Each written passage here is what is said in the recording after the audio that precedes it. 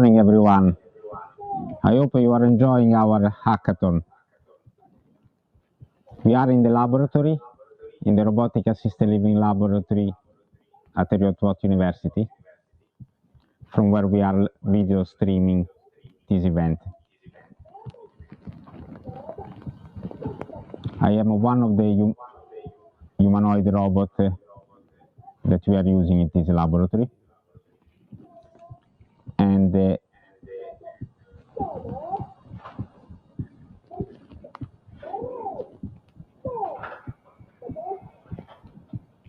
those are my other friends. Where is the little dog? I always miss him.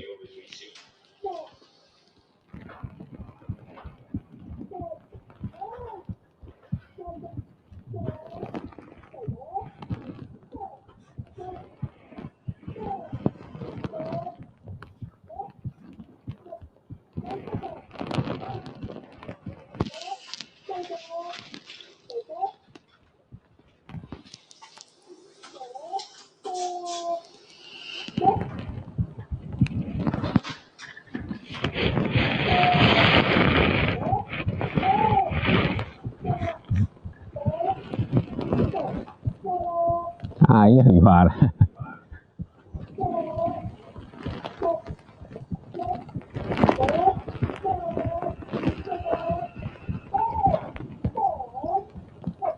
Well, I quit this.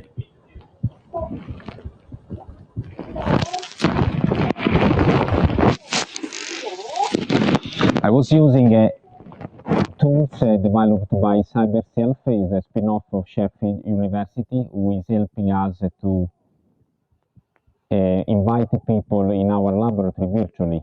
We can send them a commercially available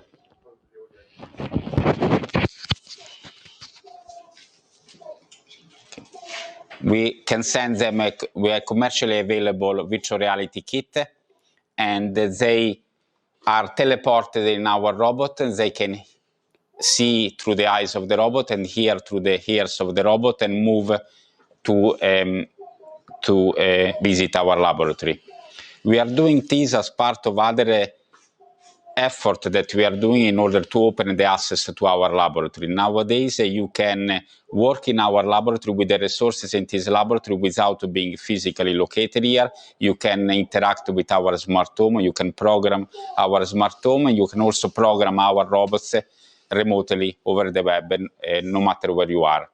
It's one way for us to keep collaborating with people around the world, and also is a way for us to keep inviting potential end users of the technologies and health and social care stakeholders, so they can see the assistive technology concept that we are developing, and they can help us to design and giving us a feedback and providing an input in our engineering efforts.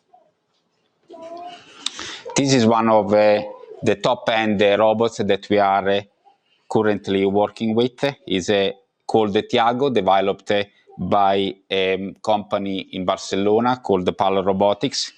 This is a robot that could be used in hospital settings, for example, working 24/7, providing a variety of services. For example, we are programming it in order to sanitize environments and to clean environments, but also it could patrol the corridors in the same hospital to see if someone needs help and to raise the attention of carers on staff on duty.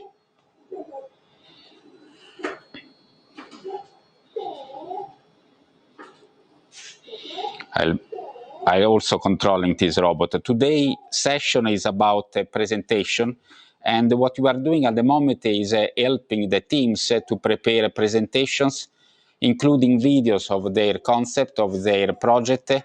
If teams are using this robot, we are letting them controlling the robot over the web to prepare a mock-up of their concept so that they can make videos to present for us tomorrow to present to the judges, and in general to present to the community so that they can get a feedback from the community about their concept.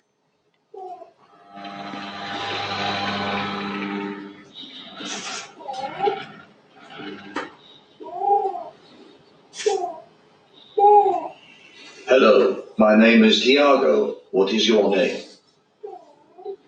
Mauro. I am Tiago, the robot that adapts to your research needs, not the other way around.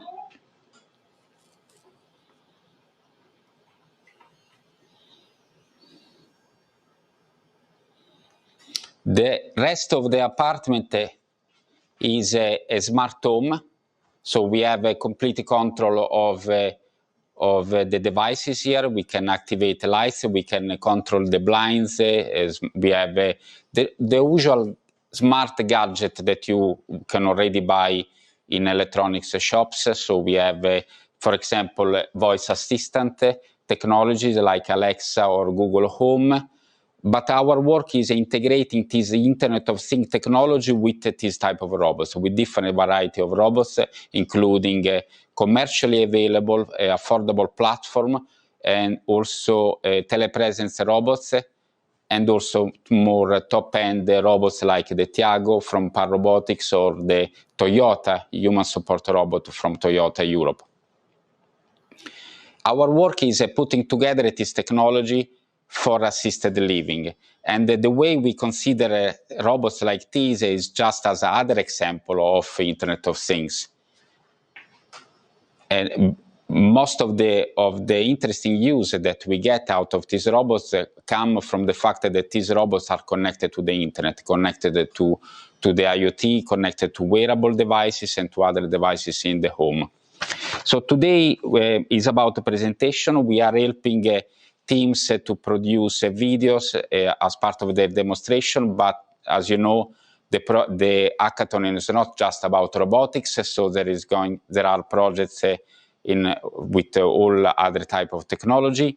We have at 10 we'll meet the model team, and then Alan Lloyd will give us a tutorial about presentation skills to help the model team, but also the other team that will be listening to prepare their presentation.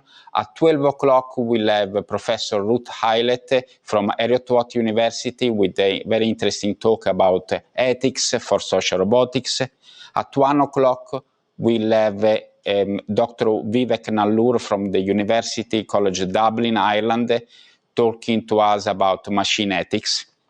At 2 o'clock, we'll have the interactive session, meeting all the teams, including the model team and the mentors of the day, in order to help them to prepare a presentation for tomorrow. At 4 o'clock, we'll have another talk from Dr. Mario Parra Rodriguez from Strathclyde University, focused on cognitive assessment. And at 5 p.m., we'll have Natalia Cosina from MIT Media Lab with a talk titled Consumer Brain-Computer Interfaces. So I really hope you have time to join as many as this session as possible, and we'll meet you from 10 o'clock with the model team.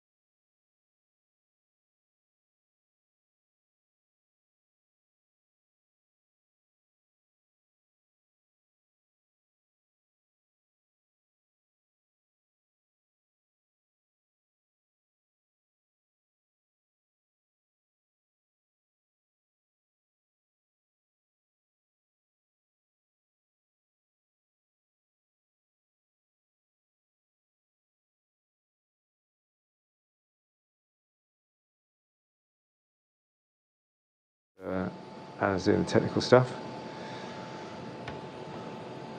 and I won't start singing my girls. That's what I normally do for my girls, but I'd be very embarrassed.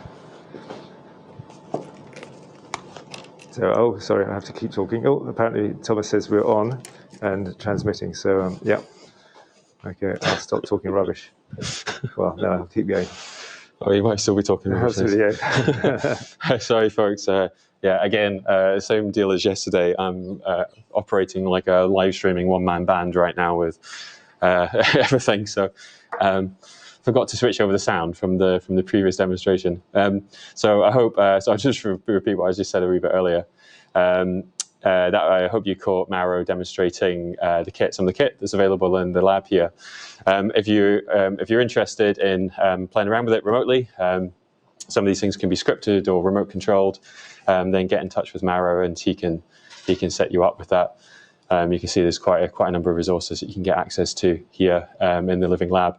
And I don't know if potentially, I don't know how obvious it was, but the lab here, if you ever see Mauro when he's been doing any of the sessions, you'll see potentially there's a bedroom behind him or toilet behind him. The lab here is set up in a way that is set up like a real flat, so we can test these kind of technologies in a as real environment as possible. So there's a wee living room, there's a wee kitchen, there's a wee toilet and bathroom, and there's a wee bedroom back there as well. So there's a few robots there you saw. I was saying I'm sorry, I'm not sure what happened to the wee dog. It seemed to be a wee bit sad, and it was bashing against the sofa a wee bit. But you stroke its ear, it cheers up apparently, and then it wakes up and it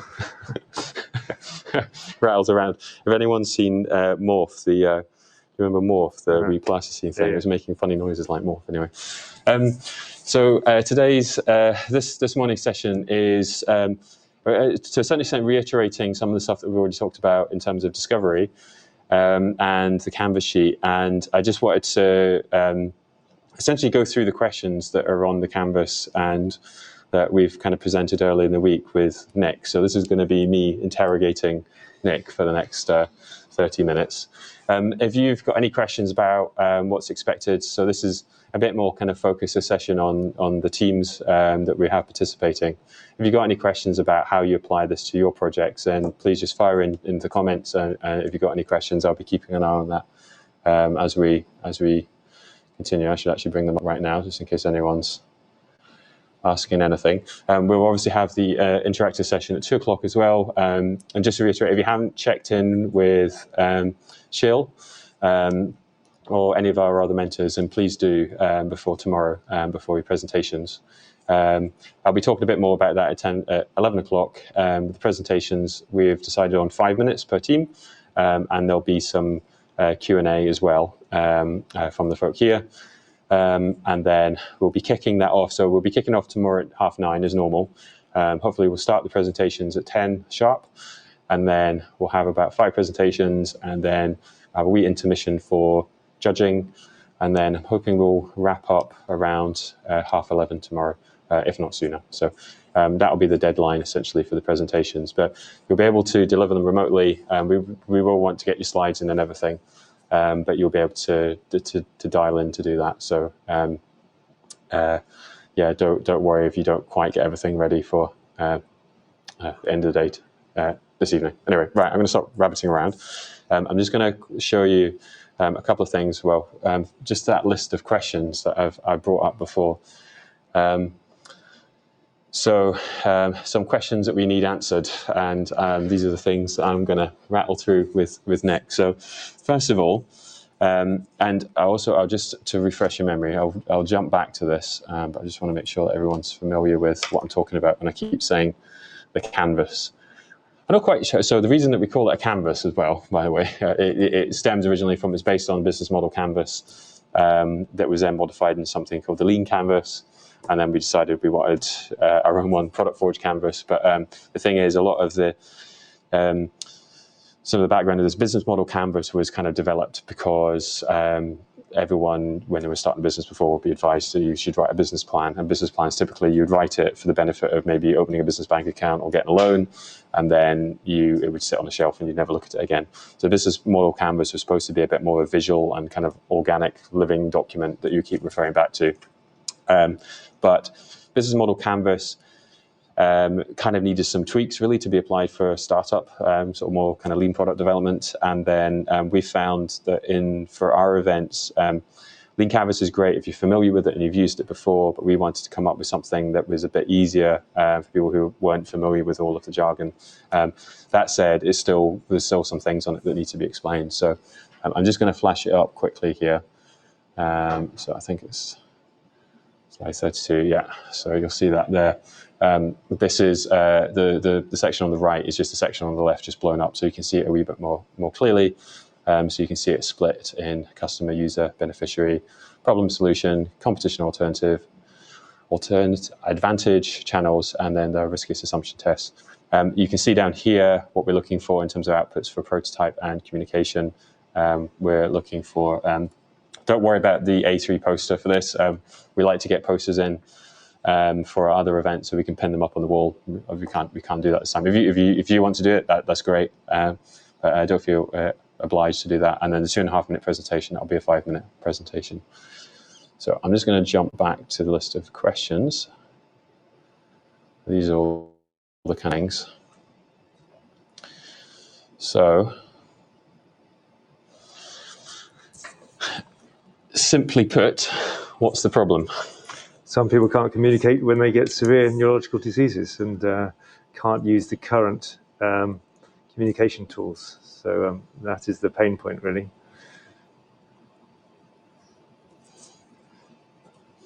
Okay, and could you give me an example of kind of some of the specifics of motor neuron disease, or ALS, such as the late Professor Stephen Hawking.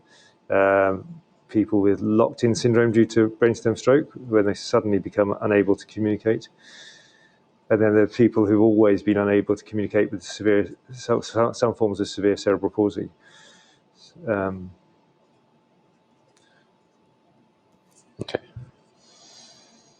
Okay. So, what's the scale of the problem? How many people would you say would fit into that category? I think the problem is no one knows. There's been no prevalence data. And the only paper on it, just where they were looking for data, was saying there's a paucity of information and this should be studied. So at the moment, we just don't know. Okay. So is that in terms of total number of people with ALS, locked-in cerebral palsy? No, that's a total number of people who've got assistive augmentative needs. So people who would need or might need, but there seems to be an under provision anyway. So there's an unmet need as well as those that are using it at the moment. Okay. I mean, is there any kind of I suppose you don't know what the maximum is, but is there a minimum number you could say? I mean, ballpark figure, I think, if I remember, I haven't sort of gemmed up on it recently, it was about 10,000 brainstem strokes per year, I think, in the UK. Similar, I think, numbers of people with motor neuron disease, I believe, but I need to look that back. But a lot of, that's everybody. Yeah. So not everyone with a brainstem stroke has communication problems.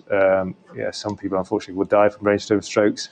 Other people will recover completely. So this is the whole range. So we're getting a fraction of those people who aren't benefiting from what they've already got. And motor neuron disease, it's a spectrum. The disease is a progressive one, but there's a lot of people living with early disease, and it's only when it's late on that it's causing communication problems. And not everyone reaches that stage for all sorts of different reasons. So there are maybe other things that affect them beforehand. Okay. So you don't get to the sort of stage that they need these communication issues. So the numbers are small, but the quality of life is significant. Okay. So I mean, in terms of what I've got here, I've said, is this a big problem for a few people or a minor problem for lots of people? So more a massive problem for a few people. Right, okay. Until you start looking at the spin-outs, and then you're looking at a small problem for lots of people. So hands-free control of their interfaces. Okay. To the general population. when I went through this before, and I think one of the other speakers has touched on it before, we were talking about unknown unknowns, known unknowns, and known knowns. So this is kind of this is probably sits in a known unknown. So you're not 100% sure about I mean, you know it's a big problem for a few people, but you don't know quite the scale of the problem. Yeah. So I guess in terms of assumptions lying behind that, there's potentially an assumption that this is there's enough scale in here for something for a solution to be developed. How can you potentially find out? So, I think, I mean, it's at the moment, without doing sort of UK-wide and or global studies, we, you know, at the moment, as a small company of one person, we can't. I think that as what we're doing is looking at prevalence in 2,000, hopefully 2,000 people with neurological conditions, and asking their opinion as to whether they feel that this would be useful. So we're going to the sort of target market and going, you know, for people who may have neurological conditions that may develop into needing this in the future, and asking them and the assisted living professionals and the motor neuron disease association. So we're trying to get validation or assess the need and the want for it, rather than having to be rather than proving it. Okay, but that research is ongoing, though. You're doing that just now, right? Yeah, so that's with Bath University. We're doing that. Right. Okay. So this is kind of a lot. It's kind of along the same lines. How do you know it's a problem? But that's also partly how did you know it was a problem at the beginning? What was it that made you aware of this? I think I mean, it's very clear from seeing people like Professor Hawkins, but also when I was a medical student, when I've been a doctor, I've come across several people in the same situation. And I've also had a friend who also had major spinal surgery and ended up in the same situation. So I've always known it from being a medical student. So it's always been in that background. Okay. And then you've mentioned, we've sort of covered some of this. So who has a problem? So the beneficiary or the beneficiaries. So so you mentioned a number of kind of conditions there. Is there anything else you can sort of expand on that at all? Well, I mean, the beneficiaries are obviously for quality of life, you know, and communication is one of the sort of the main effectors of quality of life. But also there's the ability to make decisions about one's care. You know, these are people in desperate situations, and normally one would be able to make a decision about whether what care one wants to have. Things like, you know, does someone get a feeding tube, a peg tube through the stomach wall? You know, some people decide that they don't want to have lots of invasive treatments. There's some surgeries. You know, normally throughout medicine, we're asking people to consent to interventions, and if people can't communicate, then they can't consent, and we're making judgments, or their next of kin are making judgments with the medics for them, so there are decisions like that. But also, I think, you know, if someone becomes more self-reliant. So if we move down one step, then people are completely lacking communication, locked in. People may be quadriplegic. You know, if they start being able to interact with these home environments with just a switch from their ear, and you know, the people do these with the head switches, but we can make it easier for them for more people to interact with their environment. And so maybe need less carers. So there's a sort of health economics side of it, which I always hate to mention because I think it's less important. But unfortunately, that's what the funders also, or certainly commercialisation, wants to see, not necessarily the funders. Okay, I didn't want to interrupt you in the middle of that. So that was kind of benefits rather than beneficiaries. Okay, yeah.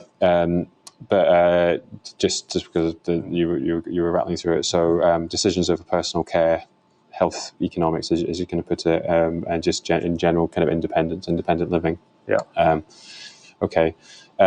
Just to go back to beneficiaries. So this is partly obviously the people who are directly affected by these conditions. But in terms of if we can solve this, who else would be benefiting from this product? I mean, a family, very certainly. You know, particularly if they're dependent children who are, young children, because they may have lost the interaction with their parent. The carers, helps them care. the NHS, because if you actually can predict illness, because people can tell you how they feel, you might actually make care more efficient and have less care interactions with acute hospitals. Yeah. Okay. Yeah. Okay, that's fair enough. Right. So we're going to jump to solution. We'll come back to some of the things that you've mentioned here. So in terms of beneficiaries, obviously, so anyone who's kind of affected by one of these conditions, but also the family, carers, the NHS as well. We've heard a lot about the solution, but just in a kind of a couple of lines. So what is the solution to this? Okay, so it's communication from a muscle that's hopefully not affected by these conditions, so it will be preserved into these conditions and can be used certainly to communicate and to control the person's environment. Okay. So how is this problem solved right now? The gold standard at the moment is eye tracking. Okay. But that has its own problems. You want to go into that now, or do you want to? So this is just an overview. I don't want to get. So one of the things with going through this as well is we need to. And for any of the teams that's watching this, it's really important to be able to kind of cover all of the points. You feel like you need to dive into more depth into anything else, and then do that. But sometimes you end up really going into the specifics of the problem or solution. Something though that I'm interested in. So obviously you mentioned Stephen Hawking. What was the solution that he had? He had a switch control. So I suppose the two things. I mean, eye tracking is the high tech gold standard, but the low tech gold standard, which works equally well for a lot of people, is these big switches, which they can mount on the side of a head balls. So if someone's got some ability, they can hit the switch that way. They sip and puff. I mean, I'm sure Tony Ellis, if he's on here, would be able to tell you a lot better than I do. But there's lots of ways of doing it. Tony's got sort of a blow to pick up a sensor. So there are lots of different sensors, but most of them are simple switches, which then control some very neat assistive technology software and interfaces. But then on the more complex side, there's the eye tracking, but that has its own issues regarding how to select the icon you're looking at. Okay, I mean, is it the case that everyone, in terms of this range of conditions, eye tracking and also the ear switch and also other kind of switches would all be applicable, or would there be some people who would work for it? I think the thing is, as everyone's an individual, and particularly with complex patient needs, it really has to be individually assigned. So one thing that will work for one person at one stage of the disease won't work for another person, and actually as the disease is progressed, it may not still work. And so that's something I've heard fairly recently from a contact after some of the media coverage. They contacted me and said, look, things that it's always a moving feast for things like motor neuron disease. Yeah. So you get one switch that sets and works, they lose that function, you look for another one. Okay. So it's additive, and it has potential benefit where others don't. Okay. And because it's simple and hopefully doesn't need configuring and not sensitive to sort of setup, it can just be a plug and play. So I think it has a big advantage over the others in that it's plug and play, and you don't need a particular screen in a particular position or eye tracking in a particular position. So I think it has lots of advantages as being very simple. Okay, so in terms of its setup, then. Yeah. All right. Okay. So so again, just to reiterate this point, then. So with these conditions, it's not necessarily that they would progress in the same way in terms of someone might be able to use a switch and then would have to go to eye tracking. It might be the other way around. It might be they had to start with eye tracking and then would go to something else. Okay. Absolutely. Okay.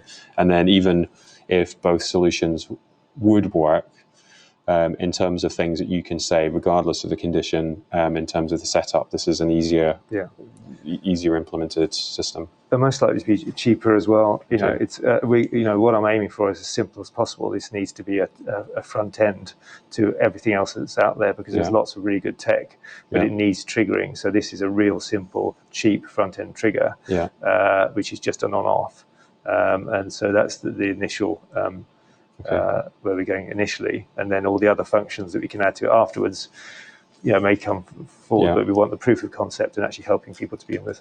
Okay. So one of the things that this is not actually on this list of questions, I realise now, but in terms of your sort of unique advantages over the competition. So we've kind of now answered that, just to flag that. So easier setup, potentially cheaper. So one of the big questions is who is it that would purchase this? Do you think? I mean, that's the question. Is the trouble with most assistive technology switches is that for the companies to survive, because it's low volume, they come in at very high prices. Yeah. And also not necessarily particularly high tech, because they're manufactured at low level and then at low volumes. So ideally, I'd like to not make profit out of assistive technology. That's not why I went into it. So ideally, I'd like to subsidise the sort of assistive tech from sort of the more commercial side of things, and run the two things in parallel. So ultimately, it's a sort of low cost switch that maybe the NHS would buy because it's considered quality for cost effective. Although I think it's very difficult to put a cost on someone's communication. And it may be that it's actually cheap enough for the individual or for their family to buy it themselves. Or there are certainly some charities around that provide assistive tech. Okay. So it's difficult at the moment for me to say. So I mean, I suppose there's I just want to put this in my own words. So you're going to have obviously the cost of manufacturing these devices, and it could be quite low. I mean, this is the same as anything that's kind of it comes up. I was telling someone the other day about just AV kind of equipment is some things are so incredibly expensive compared to what you think in terms of the raw materials and what they actually are. Tripods and things like this are a fantastic example of that. But it's just because the market's a lot smaller, and then you also have to factor in the development costs and just the general business overheads. So you are going to have like a base cost there to run the company, to do further development, to produce the devices that needs to be covered. So your hope is that not all of that would need to be covered by the users of the system, effectively. Well, the advantage where we are at the moment is certainly with going for the NIHR grants, the National Institute for Health Research grants. They have a program called I4I, Invention for Innovation, and that's to de-risk small businesses. Okay. So I'm not sure whether that comes across the border or not, whether similar, I suppose Shill is in that position, but I'm not sure if they're funding. So that de-risk, so there's two parts to that. There's the Connect scheme and the product development award. So the Connect is the first, getting a team together and sort of validating that this is going somewhere, and then the product development award is actually what it says is coming up with the product at the end. Yeah. And that's 100% funded. So it means that the actual funding costs to the business are obviously nil, effectively. So obviously they're very competitive, but can provide a very good route in. Okay, so that's kind of the thing then. So this is one of the things when you're going through these points and you're going through the canvas, is that you end up jumping back and forth as you kind of talk through it. So the thing that the next thing here is who's going to discover this? Do you think that would be if you've got this effectively? So as well as to mention, when we talk about selling products, what I said during that presentation, that we kind of take kind of an expansive view of that. I mean, it could be that you work in a non-profit organization, and there are other people in that organization who want this thing, and by selling it, it's just that you will be looking for other people in the organization to resource what you're doing. So even if you're getting grant funding, you're still effectively selling your product to the grant providers. So there's kind of a dual thing going on here. You've got that is itself, the business model. So how would the grant funders find out about this would be one thing. I mean, it could just be, right, well, we're going to apply for lots and lots of grants. But who is it that you think, I mean, I just want you to say it in your own words. Who is it you think you would find out about this primarily? I mean, so it's. I mean, at the moment it's the National Institute of Health Research because I approached them looking for help.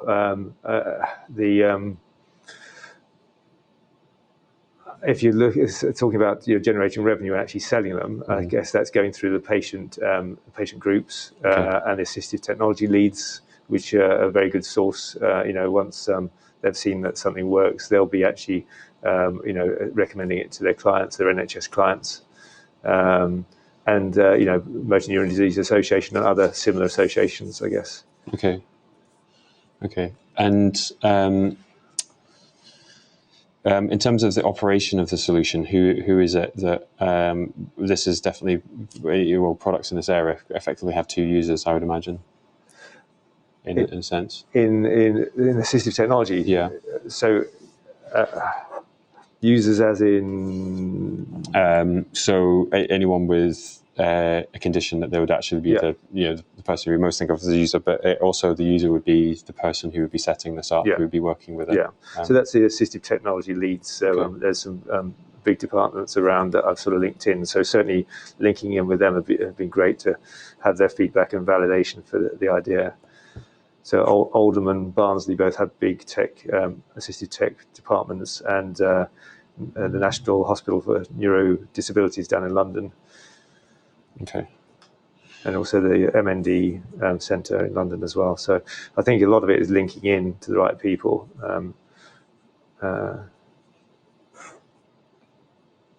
It's a bit weird. Okay. And then, I feel like the last question on my list there, I'll go to the canvas next, is kind of an obvious one, but it's always something just to talk about. The answer to this is almost directly yes, but is there any other considerations? Just because we can, should we? Are there any, what's the flip side? Is there potentially any negative sides to this? I mean, it's difficult to see. Obviously, we'd have to make sure that when we develop units, they're safe, that they don't get too hot. Yeah. That they do the job. They're not knocked out. They're actually well secured, so it needs to be well prototyped and well developed with co-design. I think it's difficult to see any major disadvantages because although it's counted as a medical device, we're having this debate at the moment whether it's a 1 or a 2A. Okay. I think it's likely to be a 1 because we're not actually causing any effect on the body. I believe that hearing aids are 2As, but they are actually generating sound. Yeah. Whereas 1 can illumination of a part of the body can be counted as a 1.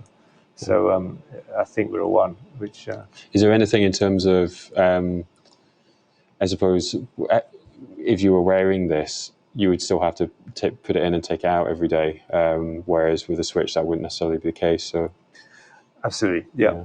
So I mean that's the difference, but equally that's positive because it doesn't move in response to you being repositioned or your head movements or being in a vehicle if you're sort of moving around a lot. Yeah.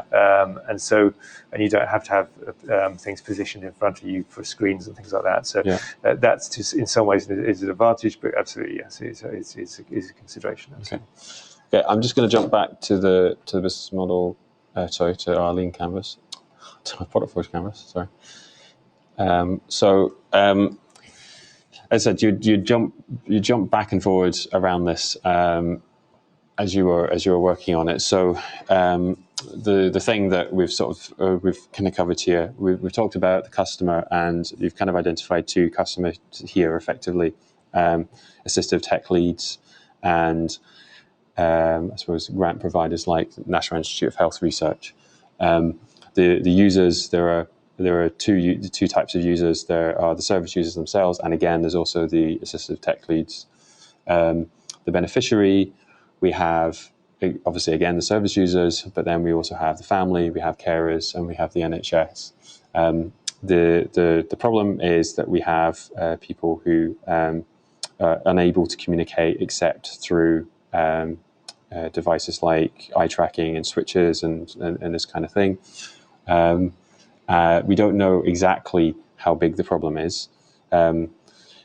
we can say that we've made an assumption that the problem's kind of obvious. We know that there's people out there like that. And when I was talking about assumptions before, I mean, that's a pretty fair, safe assumption to make. There's not something that necessarily needs to be tested there.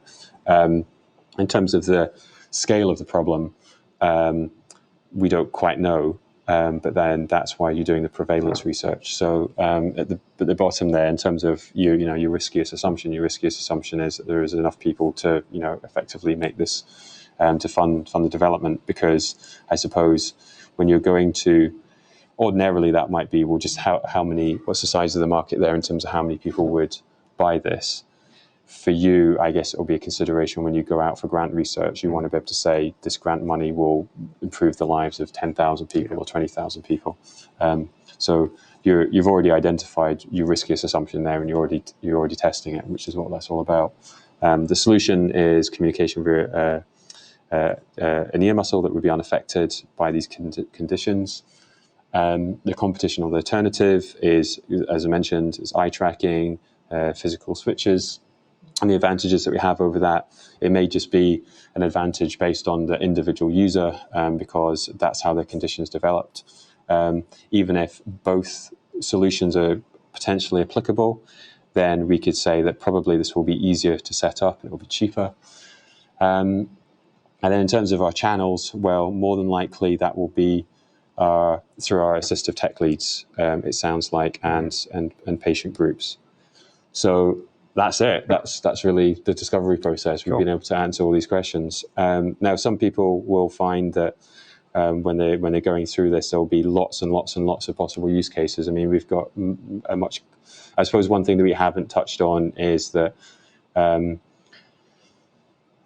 well, in a way, I've glossed over that a little bit, because the use case, in terms of, we've focused very much on the specific kind of user there. The use case is anything from being able to communicate at all to independent living and to just kind of day-to-day life. But yeah, that's it. We've been able to identify all those things, and we've been able to identify one of our key assumptions. So that's really the exercise I want to run through. I was just taking notes. So I've really been scribbling them, so I don't know how legible any of that is. But that took us half an hour. Mm-hmm. And I don't know that it was useful for Nick. It was certainly useful for me. And that's the kind of thing that we're just expecting the teams to go through. And I think probably the thing to highlight, I think is really important to highlight, is that we have multiple users here for one specific product. We've got multiple beneficiaries. We've potentially got multiple customers. The channels, again, something I maybe gloss over a little bit, is that the assistive tech leads, potentially this is something that we could go into a bit more detail about at some point, is that the assistive tech leads could be a channel, but potentially, well, the question would be, how would you reach the assistive tech leads in the first place? I sort of said, well, the channels with something like NIHR will be to see what grant schemes are available, funding streams available, and to pursue that. The assistive tech leads, it might be conferences, it might be... Absolutely. I mean, the other thing is the academic health service networks in England. Certainly, every region has one, and so they should at least be able to point you in the right direction. But LinkedIn, anyone you can pick up on LinkedIn who has some expertise will know someone else, and it is a massive network. It is phenomenal, actually, to be honest. Okay. One other assumption we've made, as well, and this is again, it's something you're already doing research for, is that your prevalence research right now is about how many people have relevant conditions. Is that right? But you're also doing the research as to how many people can do the e-rumbling. It's more to do with it's two sides. One is to how many people in the general population can think they can do it. Right. Okay. How many can do it with yawning, and then what they want to do it for, and whether they'll come into the lab, and we'll do some research on them. So that's part of it. The second one is for the people with neurodisabilities, effectively asking the same, but having it more about what sort of assistive tech they'd want to use it for. Would they want to use it? Would it be user acceptable to them? Okay. But it's not telling us how many people actually have the need. So we're not doing that specific thing. Right, okay. And while we do that, if I can put a plug in for the survey, so if anyone can do the survey, that'd be fantastic. earswitch.co.uk. We're almost up to the 2,000 for the general population. So if you can just pop it over that line, that'd be fantastic. So sorry, I've been doing a bit of media recently, so I should have been putting this before. And the other thing is, if you have any links into people with neurological disabilities, then if you could pass on that link, that'd be fantastic. earswitch.co.uk, and there's a fantastic, and there's a survey tab. So I'm sorry, I had to get that plug in. No, that's right. I mean, so this is also the thing with any of the teams. If we can help, if you've got something there in terms of a test or a survey or something like this that you want to test what it is that you're working on, then that's what this is all about, as a platform also to get that out.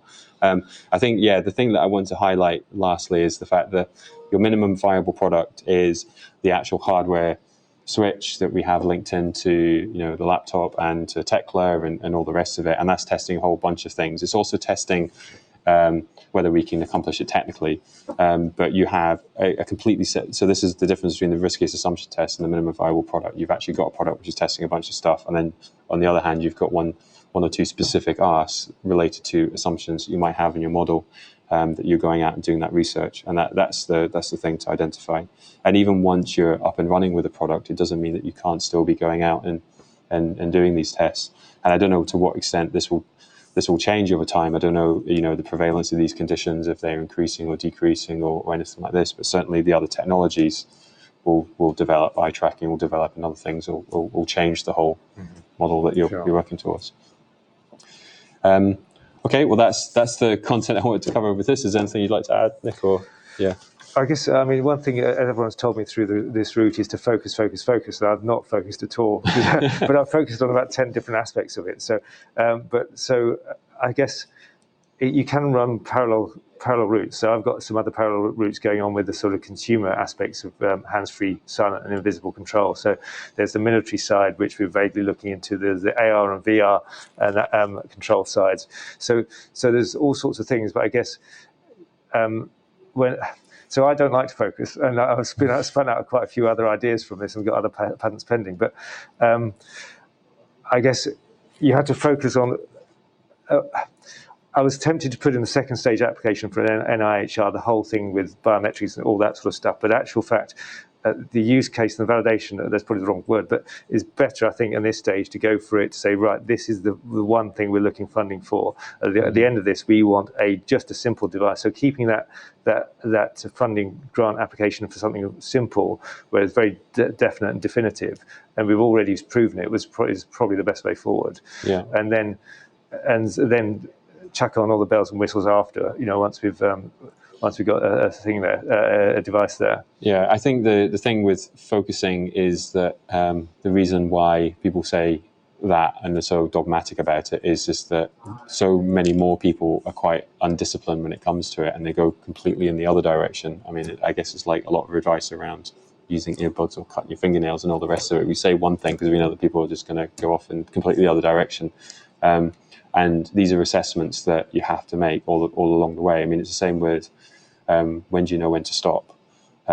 You've had some, maybe you after your prevalence research, you've not quite got the answers you're expecting, and there isn't a hard and fast rule as to say, well, that's when you should stop and give up, because there was a mistake in the research or something like this or something else. But equally, some people would completely ignore the results of that and just plow on regardless. So throughout all of these things, it's about being honest with yourself about why can't I focus? Am I just not able to focus? Am I not really actually enjoying the primary thing that I'm working on, and there's something else that's actually inspiring me more?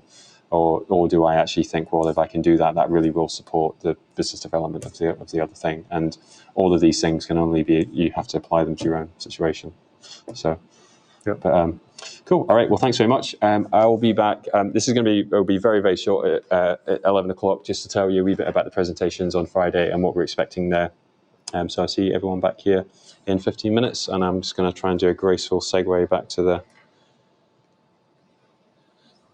the schedule. Will that work this time?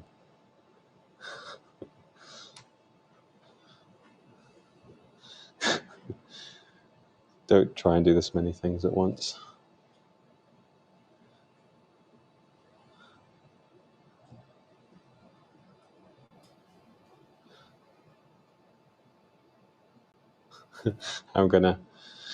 I think we're just going to go dark, and we'll be back onto the schedule in just one moment. Thanks very much, everyone.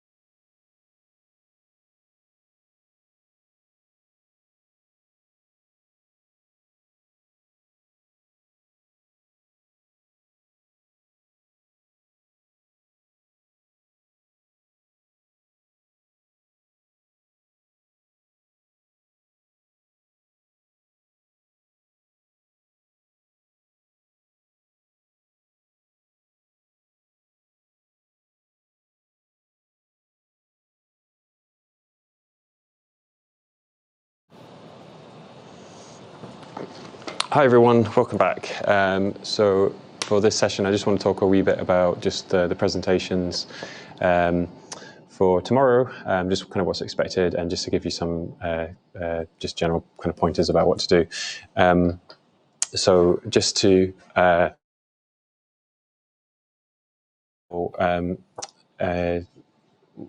know that public speaking can be nerve-wracking. I am far from an accomplished public speaker. I also get pretty nervous when I have to do a presentation. So that's totally normal. Hopefully it's a wee bit easier because we'll be doing it. Sorry, guys, just one. Hopefully this will be a bit easier for you, just as you're going to be doing it remotely. So you can just have your slides up, forget there's anyone there. I've generally found that has made things a lot easier over the last few days. So the way that we'll be facilitating it is we'll give you a link so you can join the live stream. There'll be an opportunity today or early tomorrow just to make sure that you can log in okay and you can test your slides. I know Marta from one of the teams, you've already done that, but I'll give that opportunity to the rest of the teams. I'll be on the session at 2:00 today, so if you've got any questions about any of this stuff, then I'll get it covered then. So effectively you have the live stream for 5 minutes to do whatever you want with, and if you want to do a live demo, if you want to do that, if you want to play a video. We do have some issues playing sound from remote screen shares. It seems to be a bit hit or miss whether that's going to work. So I'd recommend if you do have any videos that you're able to narrate the videos yourself. As I'm already realizing that there's a team that potentially that'll be an issue for, but I'll try and find a workaround and see if we can get your sound playing with your videos to the stream. So anyway, you basically be able to do screen share, and whether you want to do a PowerPoint presentation or whether you want to do some other demo, you're more than welcome to do that. You'll have 5 minutes to present your team's project. Now, live demos obviously pretty risky, so potentially you'd be better just doing a recording, doing a screen recording, screencast or something like this if you've got something to show off, recording a video that you can then edit. Anytime you do live demos, it will chew through a lot of time quite quickly, and obviously there's a risk that something will go wrong when it's live. But if you're super confident it's going to work, then by all means go for it. So just some general points. So we won't say that there has to be a set number of slides or too many slides or anything like this. It's up to you. Generally, it's best not to do more than a slide per minute, in my experience. And certainly, we're only talking for 5 minutes, but even a slide a minute can be too much sometimes. We would like to get in a copy of your slides, just for reference, so we can show everyone what's been worked on this weekend. But it's up to you if you want to do the slides in PowerPoint or Keynote or PDF. When you're sharing them with us, if you can share them in PowerPoint or PDF, that'd be appreciated. But in terms of the actual software you can use Keynote, or you can use, I can't remember the one that swishes around everywhere. That isn't so popular anymore, but used to see a lot of that. So in terms of what to cover, the most simple form will be effectively problem, solution, who's in your team, and then a call to action. So problem, solution, team, call to action. When you're thinking about what you're going to cover here, I think it's important, first of all, just to know who your audience is. So you'll be your main audience, as it were, of the people who'll be judging this. We're hoping to have someone from DHI, that's the Health and Care Innovation Centre, hopefully someone from Shell, and someone from the Usher Institute. I'll confirm that hopefully today, who will be kind of listening in from a judging point of view. We'll already be assessing your team's work through the Canvas sheet, so the judges won't have a total say over it. They'll have part of a say based on how well you've filled all of that stuff out. But your other audience is obviously everyone else who's on this community in Vito, and you can see that we have a huge range of people from academics, from technologists, from people in the care sector. So also think about that in terms of what you're going to get out of this. It'd be nice to say that you won the event this week, but also think about, is there anyone that you want to engage with in our community? Because the spotlight will be on you, and take that advantage. That's why I'm saying a call to action at the end. So what is it you want people to do off the back of this? That audience, what is it you want to see them do after your presentation? Do you want them to go to your website? Do you want them to help you fill out a survey, do some market research for you? Do you want feedback on your idea? So be specific. Let people know how they can help you at the end of your presentation. So in terms of problem solution, how much in depth you go into that is up to you.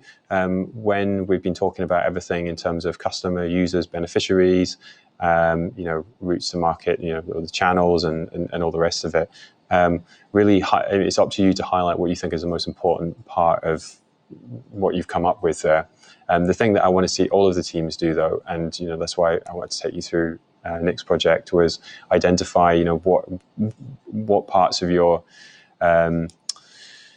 product here, your model is you think are riskiest. You've actually been able to identify the assumptions that you've made, and you've been able to identify some next steps in terms of testing those assumptions. So as you can see, Nick right now he's going off and doing the research in terms of prevalence information. So what is it that you've looked at and you think, right, we actually need to do a bit more research there? And that riskiest assumption test, as you can see, doesn't have to be the product itself, doesn't have to be the MVP. Also the other thing, advice I would give you, can be quite bad for this. I know I often start my talks just by waffling a bunch at the beginning. Try not to do that. Try to get straight to the point as quickly as possible, because one of the worst things is when you listen to a presentation and you're still a few minutes in, you're like, I don't know what this is. So try and give like a really top line summary right at the beginning. Very simply put, problem, solution, and then I'll go into more depth. Just so when people have got that initial upfront context, it can help immeasurably in understanding what's coming next. What's the problem that you're solving? How are you going to solve it? Who's going to benefit? The reason that we want to talk about the team is that, if that's going to be a key factor. I can identify all sorts of problems in the world that are things that I'm not going to be able to solve myself. So you want to be able to say, we're the people to do this. Why you? What makes you special in terms of you think how well your team's going to be able to tackle these things. In terms of other things I'd probably recommend, so I've just got some sort of general kind of pointers here, potentially, trying to get the audience attention up front. So again, what really does help with that is just like bottom line up front, what is this? And if you can start with a bang somehow, then definitely recommend that. And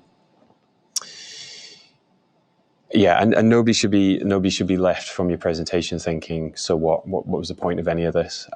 So just be very clear about as well, what's the impact, what's going to be, why is this important?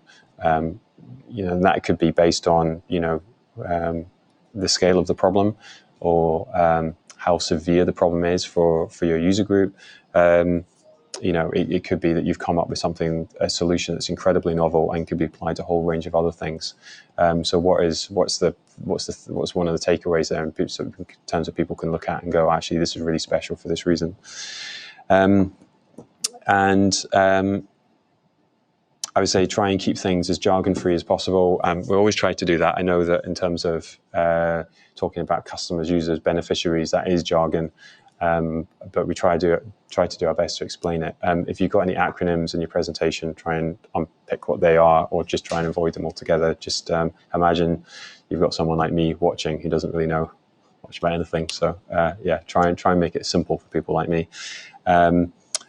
You can tell stories. If you've got examples of real of users or personas or anything like this can really help.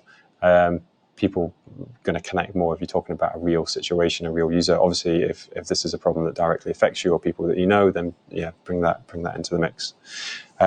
So I don't want to, as I said, I'm not a super accomplished public speaker myself. So I'm not going to. This is already a case of do as I say and not as I do.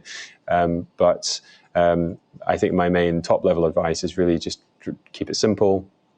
Again, bottom line up front, so people have got the context to understand the rest of your presentation. And in 5 minutes, you're not going to cover everything that you've researched in your business in your canvas. So it's going to be a case of you deciding what are the key things that you want to highlight.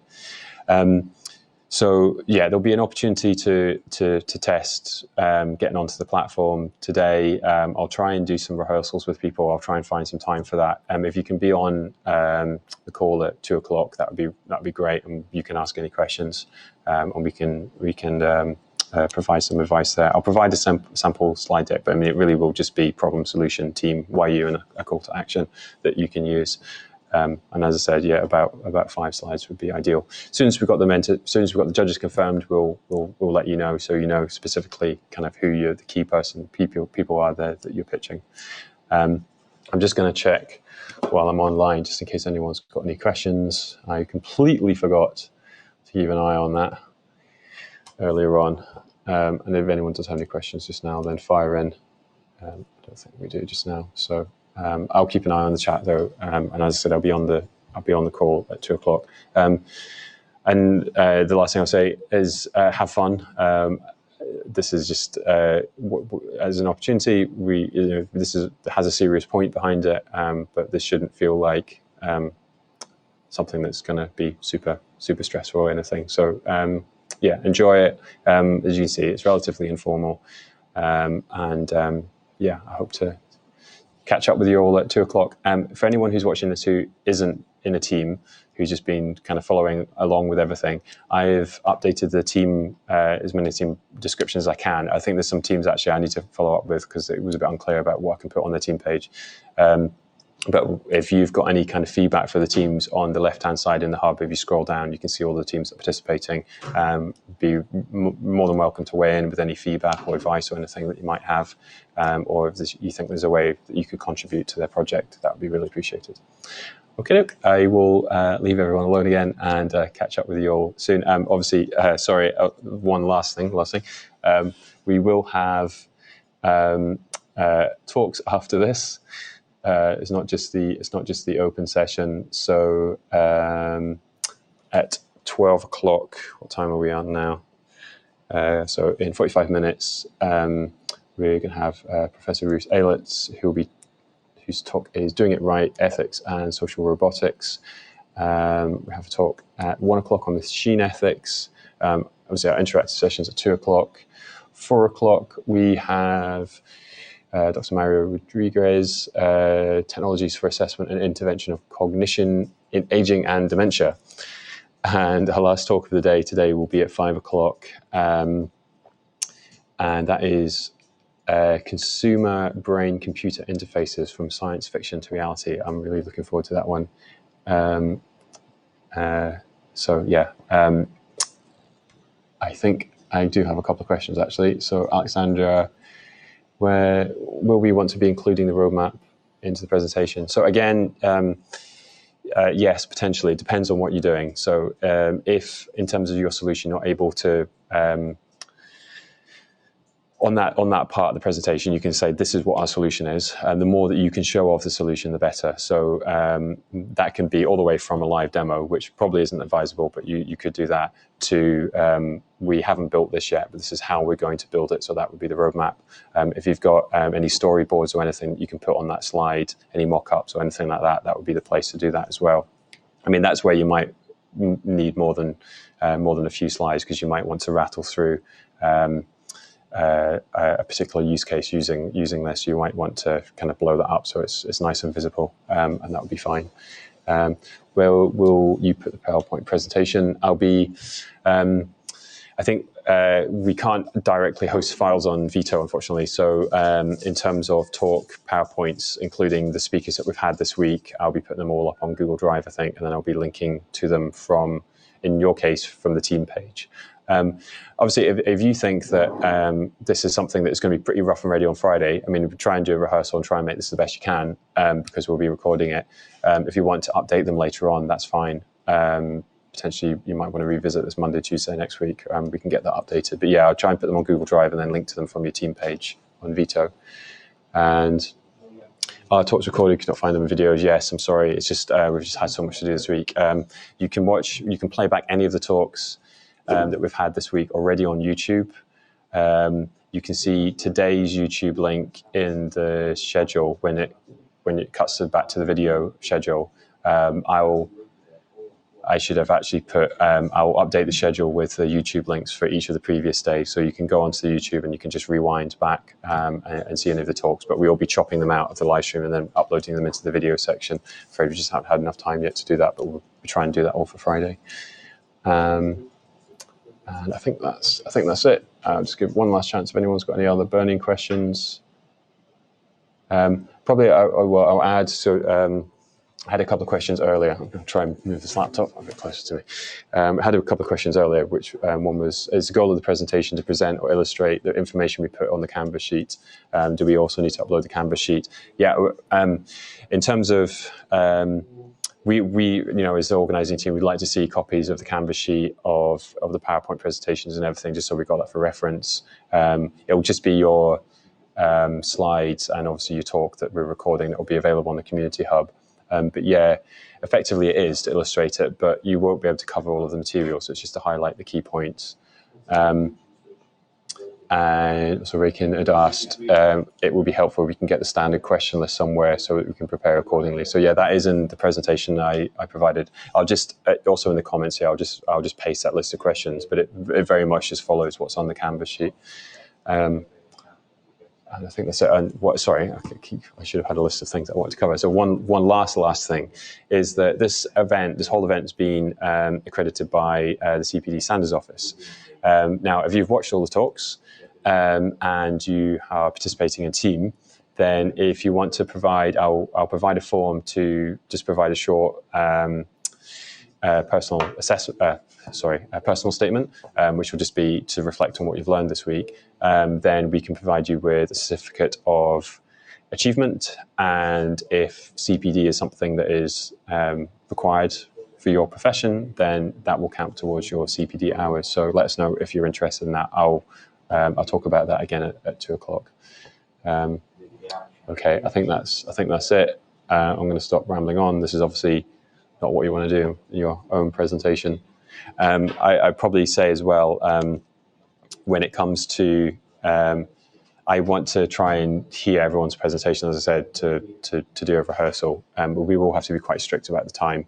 The thing is, 5 minutes will seem really, really short in some respects, but our past experience is, to be honest, going from 5 minutes to 10 minutes, people just start rambling like I'm doing. It tends not to add anything useful.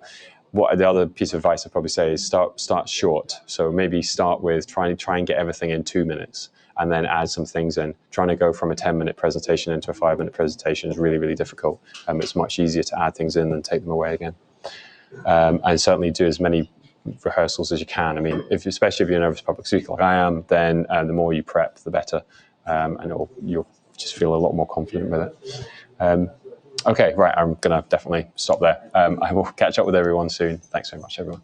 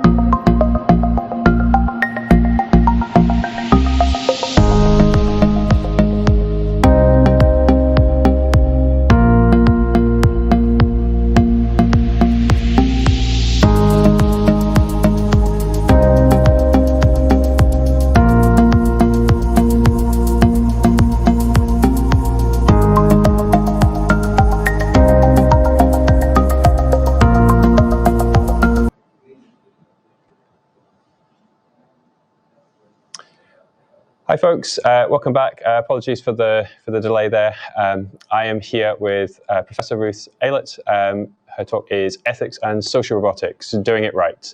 Take it away, Ruth. Okay, well, thanks for coming to this talk. Ethics and social robotics. Well, should I worry about it? Maybe what you're worrying about now.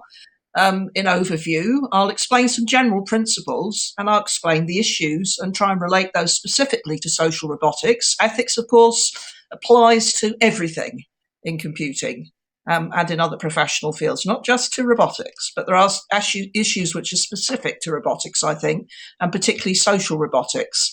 I'll talk about your topic, about informed consent, about vulnerable participants, the problems of working in the wild, about deception, and about health and safety. And that picture is important because while everyone says, yeah, of course, I'm an ethical person, why would I not do anything ethical? There is this temptation to take shortcuts. Not only that, you can get so involved in what you're doing that you never think about the ethical implications at all. It's just, let's get this done. This is great. I'm really going to get this going. So what this talk is about is thinking about it when you're doing it. What's the impact going to be? What are the ethics involved? Why do we worry about ethics? Well, there are moral reasons. Researchers have human obligations, and so do software developers. To the people involved in their work, to funding bodies, research organisations, the broader stakeholder community, which may be what concerns you. And it's up to us to avoid misrepresentation, harm, discomfort, all those things. Conflicts of interest, particularly in the corporate world. There are lots of conflicts of interest in the corporate world.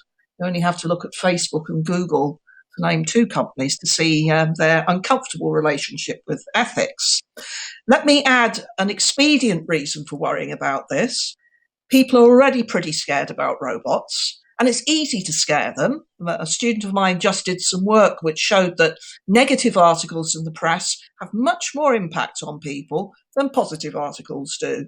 You want to add to their panic, you want to get to the stage where people won't have robots because they're scared of them, then ignore the ethics and do things that are wrong. So from an expediency point of view, you should also worry about ethics as well as from a moral point of view. There are ethical principles. The problem, of course, is that you have to apply them.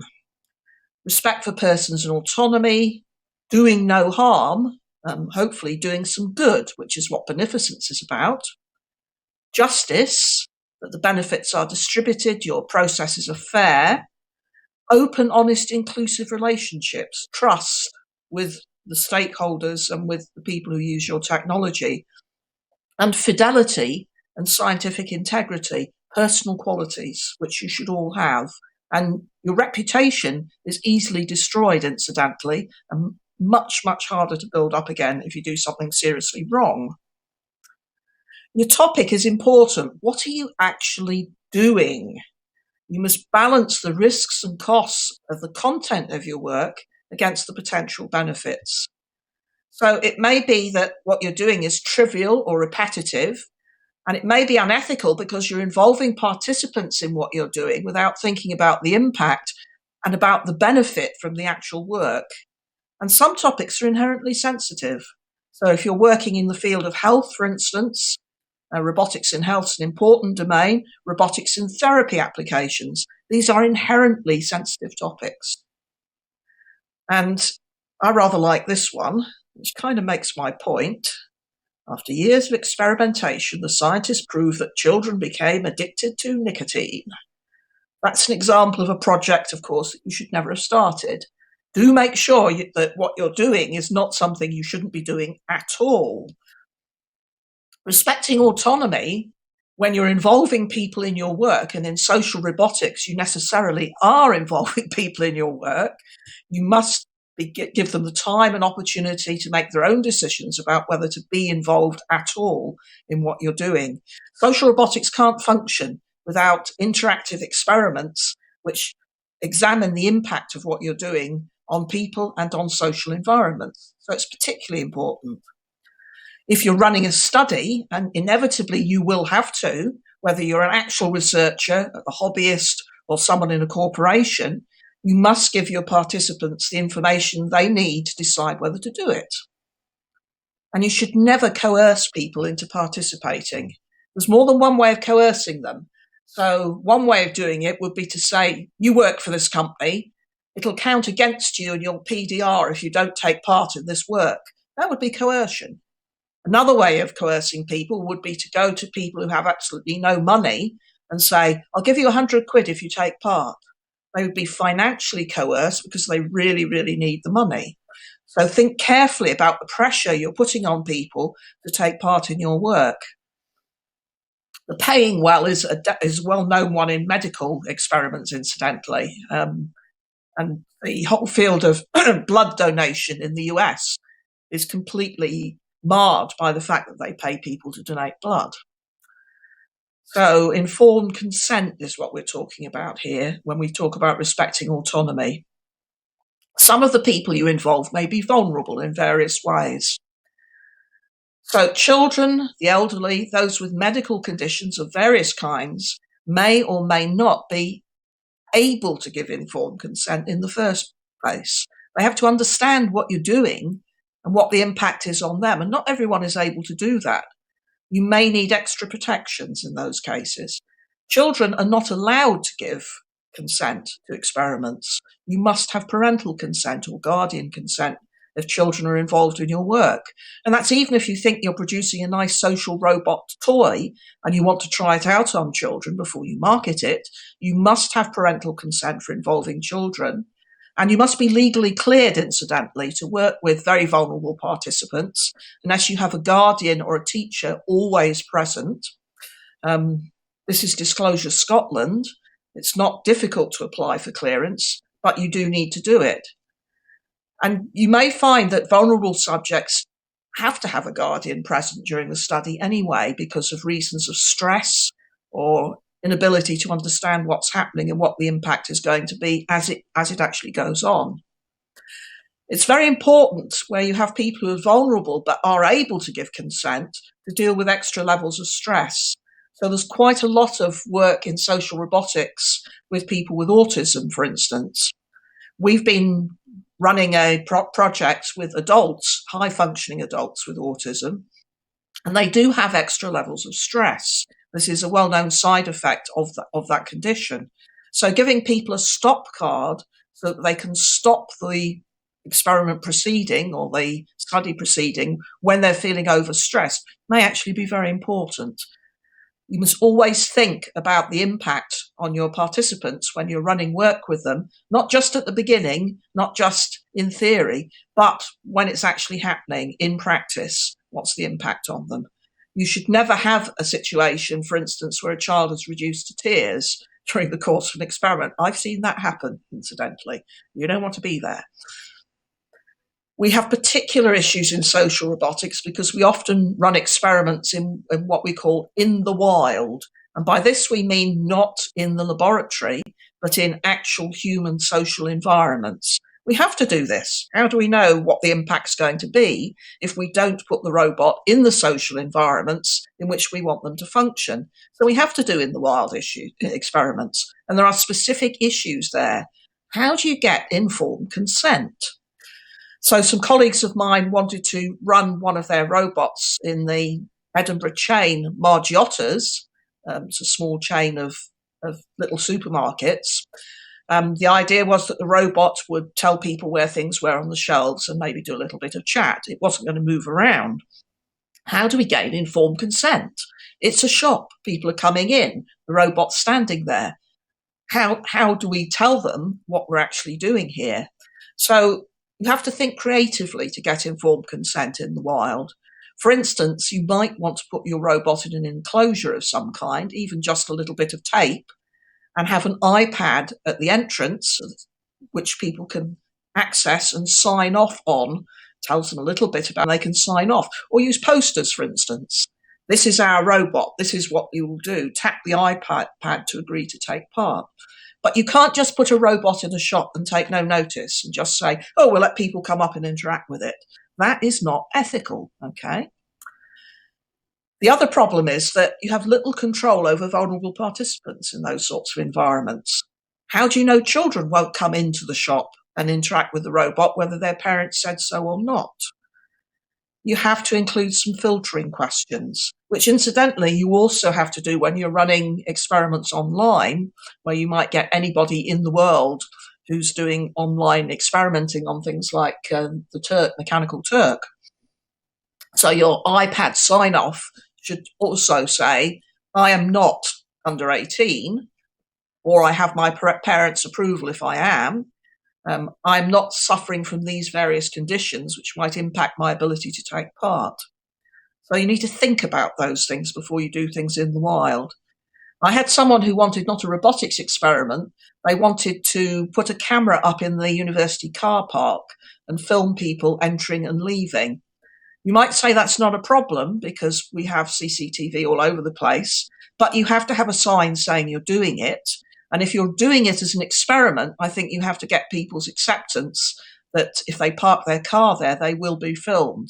I suggested that they leaflet everybody the week before and they put up some posters in the car park in order to get informed consent. And essentially, if you then entered the car park, you would be giving consent to being in the film.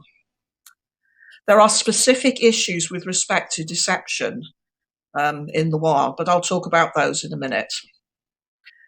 It's very important if you're involving people in social robotics that they know they can stop taking part. You must stress that their participation is voluntary. They can stop anytime they like. You must make sure they know that there's no penalty or decrease in benefits, which they might otherwise get, if they stop.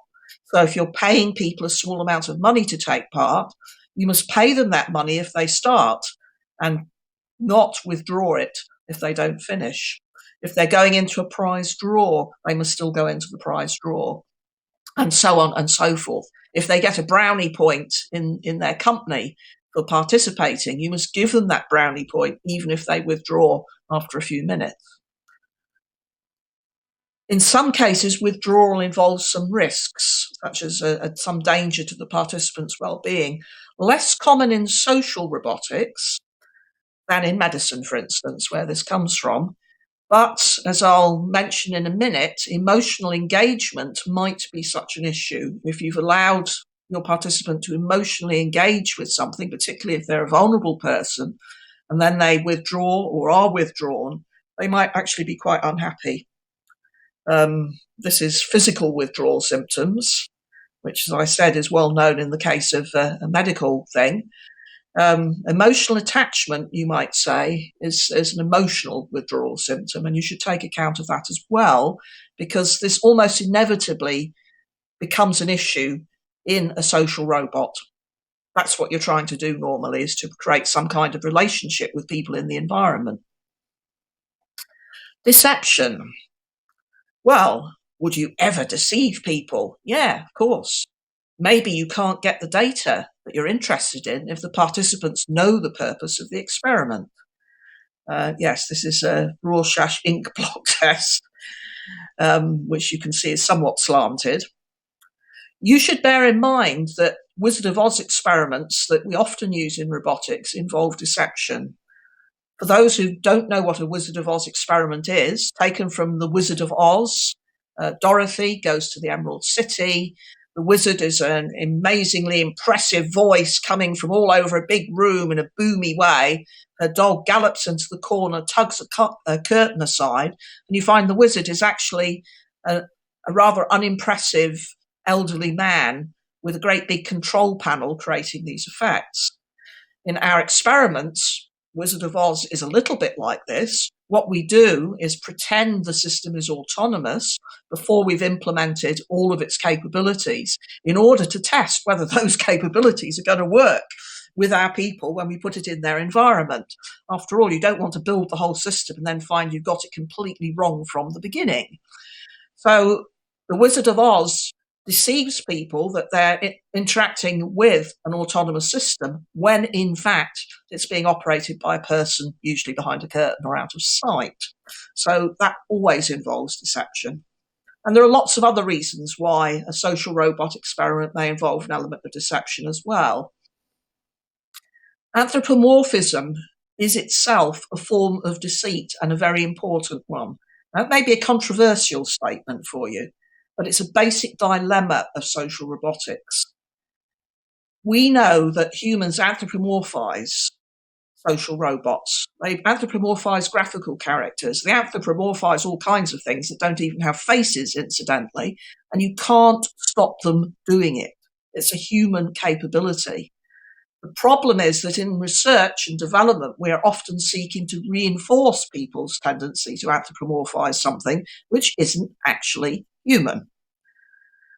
That means that participants may infer human attributes that your system actually does not have. For instance, they may assume that they can trust it in the same sort of way that you could trust an equivalent human. Or they may assume that it has some kind of emotional attachment to them, which it doesn't actually have. It may be modeling such an attachment, but it doesn't have feelings. It's a machine. It's not an actual friend. It's not an actual companion in the human sense of those terms. And if we reinforce that feeling, we are deceiving people. And that's a dilemma because the function of the system may depend on people having those sorts of feelings and attributions to it. I can't give you the answer to this. I think you have to look at each individual case and see what the possible harm is. But the bottom line is you must always tell people they're interacting with an artifact and not a person. So the Sophia robot, which isn't much of a robot at all, incidentally, is entirely unethical. Because it's a company, they're getting away with it. But yes, saying the system is alive, which Hansen has been on media saying, it's entirely unethical. It's a lie, in fact, an open lie. It is not alive. It is not human. It is actually largely puppeteered and pre-scripted. There's very little autonomy in the Sophia robot, and it's all marketing. It's smoke and mirrors. People are being deceived about its capabilities, and that is thoroughly unethical. And think about vulnerable participants, incidentally, because a normal adult may realize that they're attributing things which don't actually exist. They are suspending their disbelief as they might for a cartoon character. A vulnerable participant might really believe in this thing. They might really believe that it's alive. You must undeceive people. Before you deceive anyone, and this goes for anthropomorphism and any other form of deceit, you've got to decide whether you have to deceive them in the first place. Is there a benefit from doing that? Can you do this whole thing some other way that doesn't involve deception? So it has to be necessary, and it has to have an element of benefit to people. And you have to undeceive people with a sufficient explanation as soon as possible, including if they leave your experiment early. So you should always tell people before they interact with a robot that they are interacting with a robot, that it is not a person. I've seen a video clip, which I don't have time to show you, of a Paro furry seal robot being introduced to an elderly person as a therapeutic system. And the people who bring the robot in turn it upside down, they unzip its belly, it's in a furry costume, and they show the person that there's a robot inside. That's an ethical requirement. It doesn't actually make much difference, it appears in this video. The subject still treats it as if it's alive, but at least people have demonstrated that it's not really a living creature. You have to do this. Confidentiality, you should know about this. Social robots often also collect and store data. They're often recording devices as well as robots. People need to know this. They need to know who has access to the data. Remember, if you're doing this in the wild, you're collecting data in the field, you must encrypt the data on the robot. It mustn't be possible for someone to come up to the robot and extract all of the data that it's collected, maybe during weeks of activity in a social environment. And there are GDPR requirements, which I'm not going to go into in detail, but you need to know about. The most important one of those is to do with anonymizing your data, or you must meet the access controls of GDPR. And what this means is if your data is not truly anonymized, I'll explain in a second, The people whose data it is must be able to access it and must be able to remove it on request. So what's anonymity versus pseudo-anonymity? Often when we do work with social robots, we give each participant a number and we attach the data to the number. Often that number can be linked up with the original person. We don't store the data for the original person on our electronic system. We maybe store it in a filing cabinet in hard copy. Nevertheless, we could go back from the number to that data. That's only pseudo-anonymity because you can retrieve the original data. True anonymity means there is no way of going back from the data to the person who gave it. And you must understand when you're doing work with people, which of those you've got. If it's only pseudo, then people have a right to be able to access it. If it's truly anonymous, then of course nobody can get back to the original person, including them. And you must tell people what data you're collecting, at least by the end of the experiment, if there's deceit involved. And you must tell people what you're going to do with it. They shouldn't suddenly go to an event and find their picture is on the screen and they never said you could use it. And if you're doing video and audio recording, get specific permission for it. It's very hard to make videos anonymous. You can with pixelation, but it's not at all easy. And it's pretty hard to make audio recording truly anonymous as well, because people recognize voices. And you've got to put it all in your consent form. It's part of informed consent. Tell people what you're going to do with it. If you're going to use it as in an advert, for instance, or even in a conference, you better tell them that up front. Sensitive research, health, personal relationships, loads of people doing social robot stuff to do with COVID. Bloody minefield. I would start by saying to someone, how do you know that the people you're working with haven't had relatives that have died of COVID? You better take that into account. Personal relationships, depression, stress, lots of these things are very, very sensitive research topics. Are you going to make them worse would be my first question. You're trying to help people de-stress. What if you make them more stressed? You're trying to make people less depressed. What if you make them more depressed? You've got to think about those things. There's also deviance and social control. And this is particularly true in the wild, where people may behave in ways which they wouldn't behave if they thought they were being watched, because they are being watched because the robot is watching them. And it may impinge on vested interests. So be very careful about working in the workplace because there's a power hierarchy there, okay? There's maybe coercion or domination. You may have to please your manager. If you don't do something right or answer a question in a certain way and it gets back to your boss, you may be in trouble. You've got to think about those things. And do think about the sacred stuff, okay? Because most researchers are not much into the sacred on the whole, they sometimes don't realise that quite a lot of people are. So you should think very carefully about the range of people involved in your work and what might be sacred to them and what might deeply upset them if you profane it, even if you don't believe in that yourself. Well, especially if you don't believe in that yourself. Health and safety. Robots, yeah, great big heavy lumps of metal typically, aren't they? But if they move around in the environment, then be very careful because hitting somebody with a large lump of metal is unfortunate. Be careful if your robot has arms, because arms could poke people in the eye if they're sitting, for instance, facing them. They could hit them on the side of the head if they get too close. What's your access control for a robot when you're working with it? How do you control the physical interaction between the robot and people around it? Be aware that robots in social environments may be bullied by humans. There's a big experiment carried out in a shopping mall in Japan where the robot was attacked repeatedly by groups of children in the mall, and it wasn't doing very much movement. It was hit with water bottles. Children could, of course, have got their fingers caught in the works. They didn't, luckily. In the end, they had to program the robot when it saw groups of shortish people appearing. It would assume they were children, and it would head for groups of taller people, namely adults, because the bullying didn't seem to happen much when adults were around.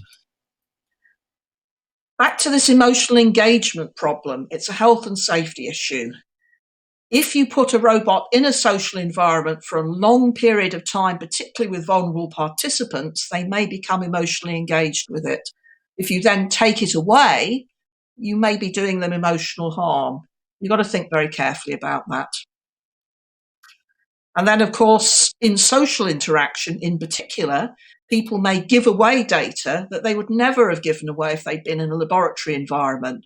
And that's particularly the case if you have a chat system on your robot and people can chat over quite a wide range domain. So you've got to be very careful about the data that you have captured if you have a conversational system in your social robot, because you really have not too much control over what people are actually going to say. So, in conclusion, there are standard ethical issues. You've got to take account of those in any field.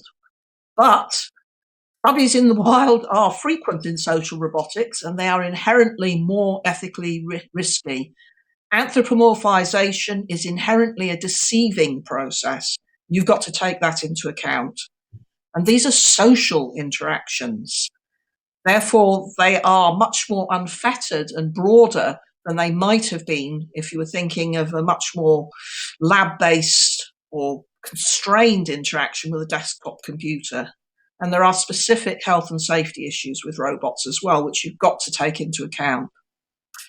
Okay, think about it and you won't have problems. Don't think about it and you could be heading for trouble. That's the takeaway here. Credits to various people in different universities whose material I've incorporated. And any questions?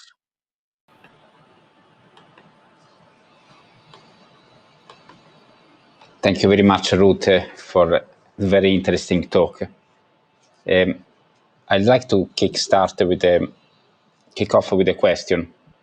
So you told us that anthropomorphism is intrinsically unethical. Do you see a solution out of this dilemma? No, I don't think there's a magic wand solution to that problem. I think the only solution is to be continuously aware that people are anthropomorphizing your system and to look out for unwarranted assumptions that they may make that might be harmful to them. And this would be the case where, for instance, they over-trusted the robot and told it things they would never tell a person because they thought the robot would keep, not an experimenter, for instance, because they thought the robot would keep it private. And the robot, of course, is collecting data the experimenter is going to see. That's one example. You've got to be very careful about this. You must tell people it's an artifact. You should never do what Sophia people do and reinforce people's illusions in the system. That is definitely unethical. Thanks. Well, what about, you told us, you showed us the example of Wizard of Oz. And there are some researchers, some work that use Wizard of Oz as a therapeutic tool. So they are not performing a human-robot experiment, but they are just trying to intervene on someone that may be living with dementia or provide some intervention remotely, but through the body of a robot. What are the issues there? Well, the same issues as if they were interacting directly through a computer screen, plus the issues of creating an impression that the robot is something that it is not. So people may impute the humanness that's behind the robot to the robot. And as I said, those illusions could be damaging to them. So you've got to be very careful, particularly where people have impaired cognition. The issue of emotional attachment is particularly acute where people have impaired cognition. So say you give a Paro robot, this isn't actually being Wizard of Oz, to someone in an old people's home, they become attached to it and then you take it away.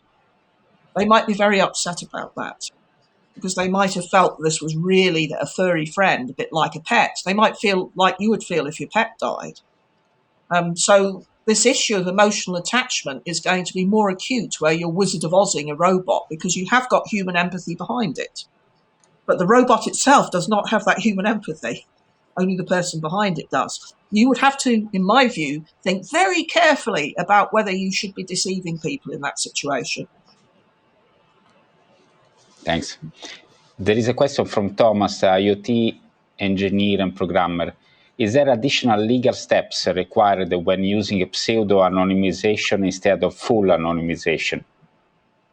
Yes, absolutely. GDPR covers this. You need to look up the GDPR regulations. In particular, the access that people have to their data still stands under pseudo-anonymization. They have a legal right to access the data, so you must tell them how they can do this.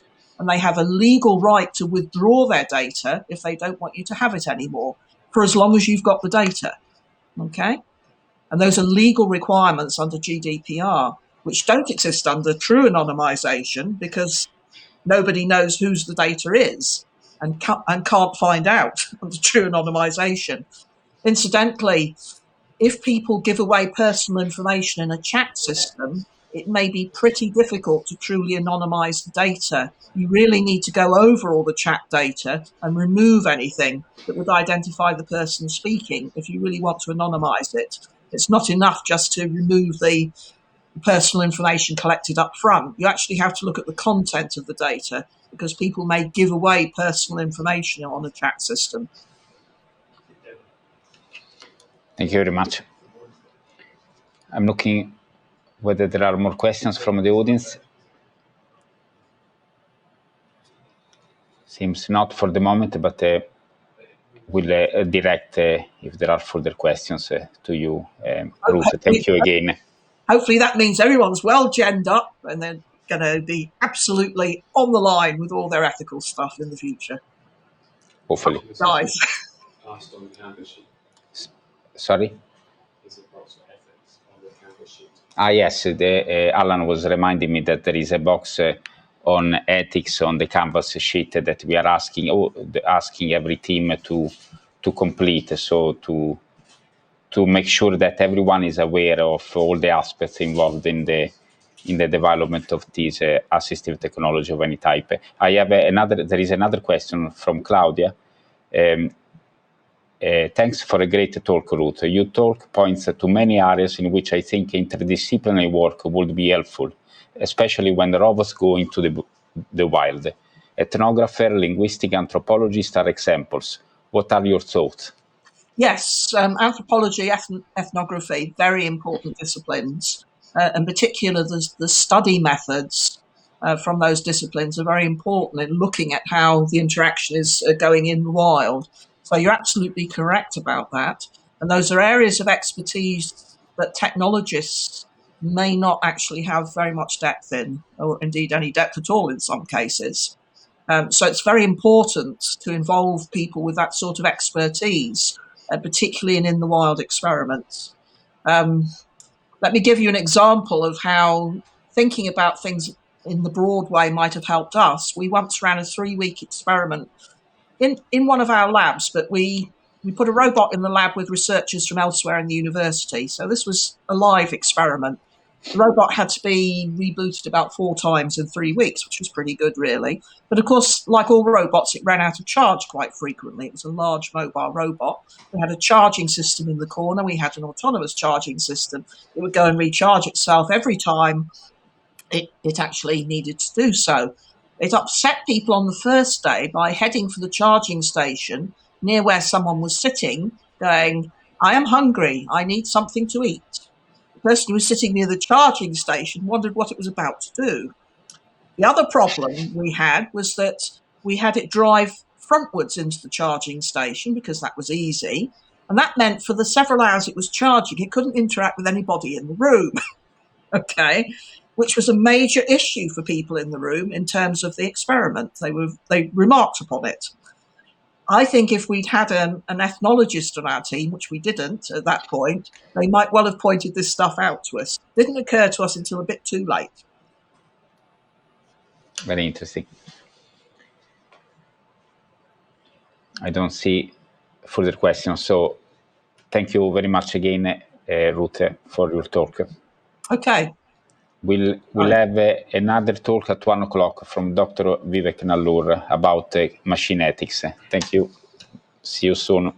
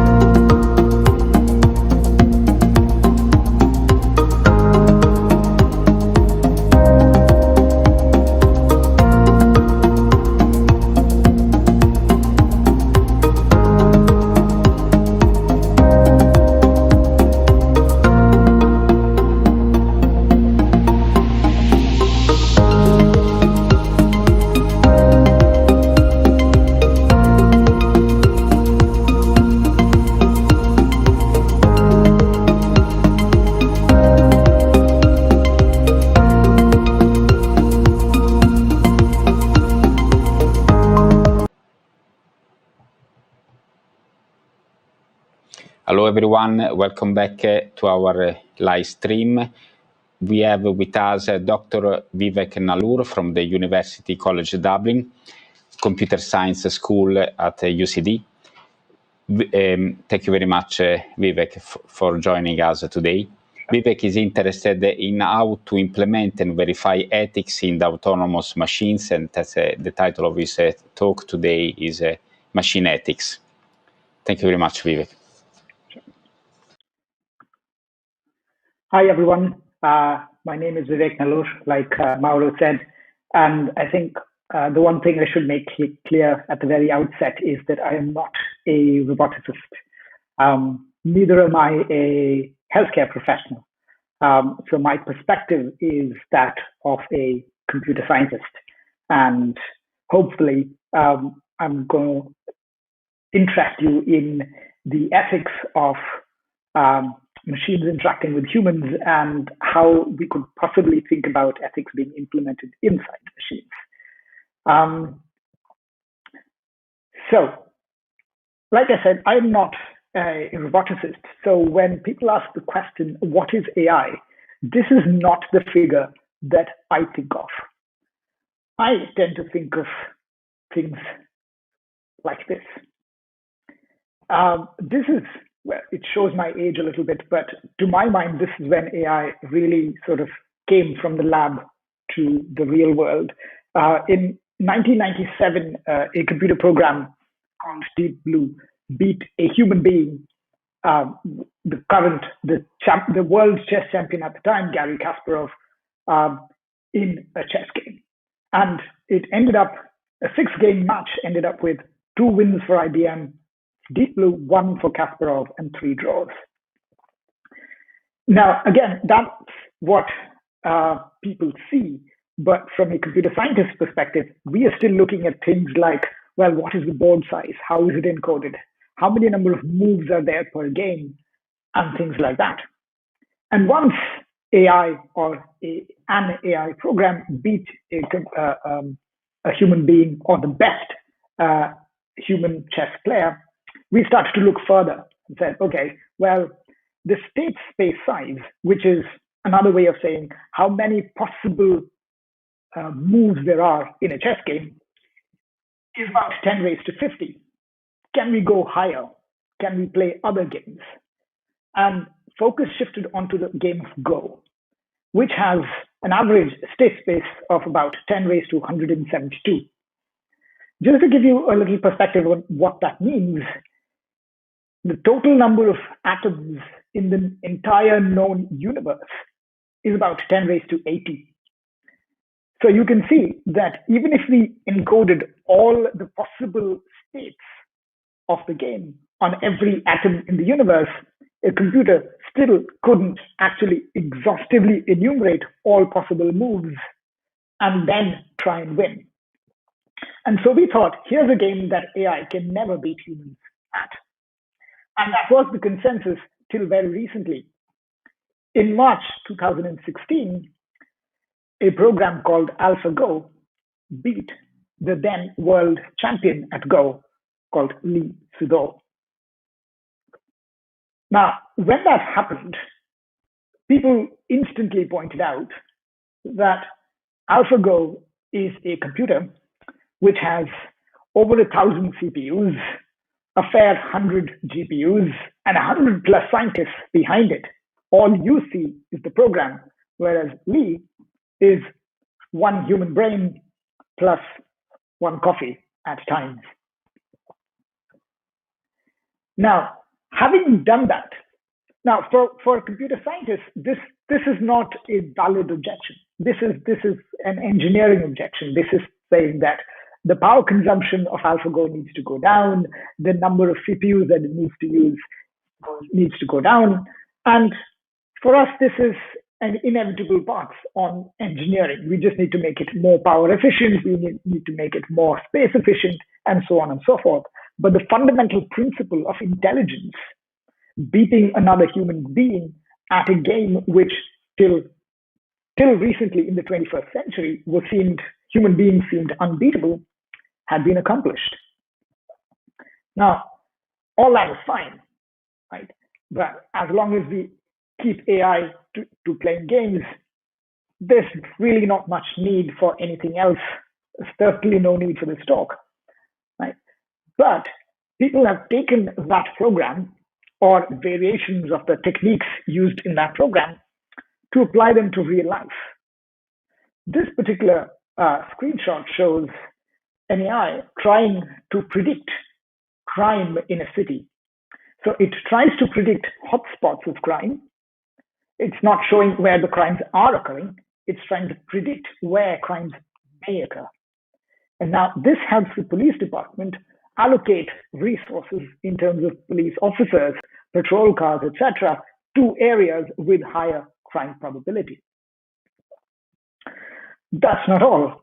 AI is now being used to make financial decisions, such as my bank has an AI system behind it, which tries to look at my financial history and predict whether I'm going to repay my mortgage or not. Am I going to be a good risk or a bad risk? Going even further, when a young person applies for a job, AI is being used to look at that person's history. Well, they probably don't have a work history at that point, but they want to see, well, what is the personality of this person? And how do we know if that person will be a good fit for our jobs? And to sift through thousands of resumes, AI combines video games and coding challenges to try and understand the candidate's potential.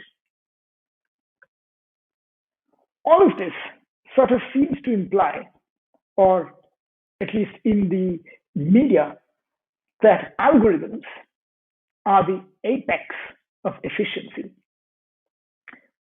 This is almost self-evidently true. A computer never gets tired. As long as it has power, it performs as well as it did when you booted it up.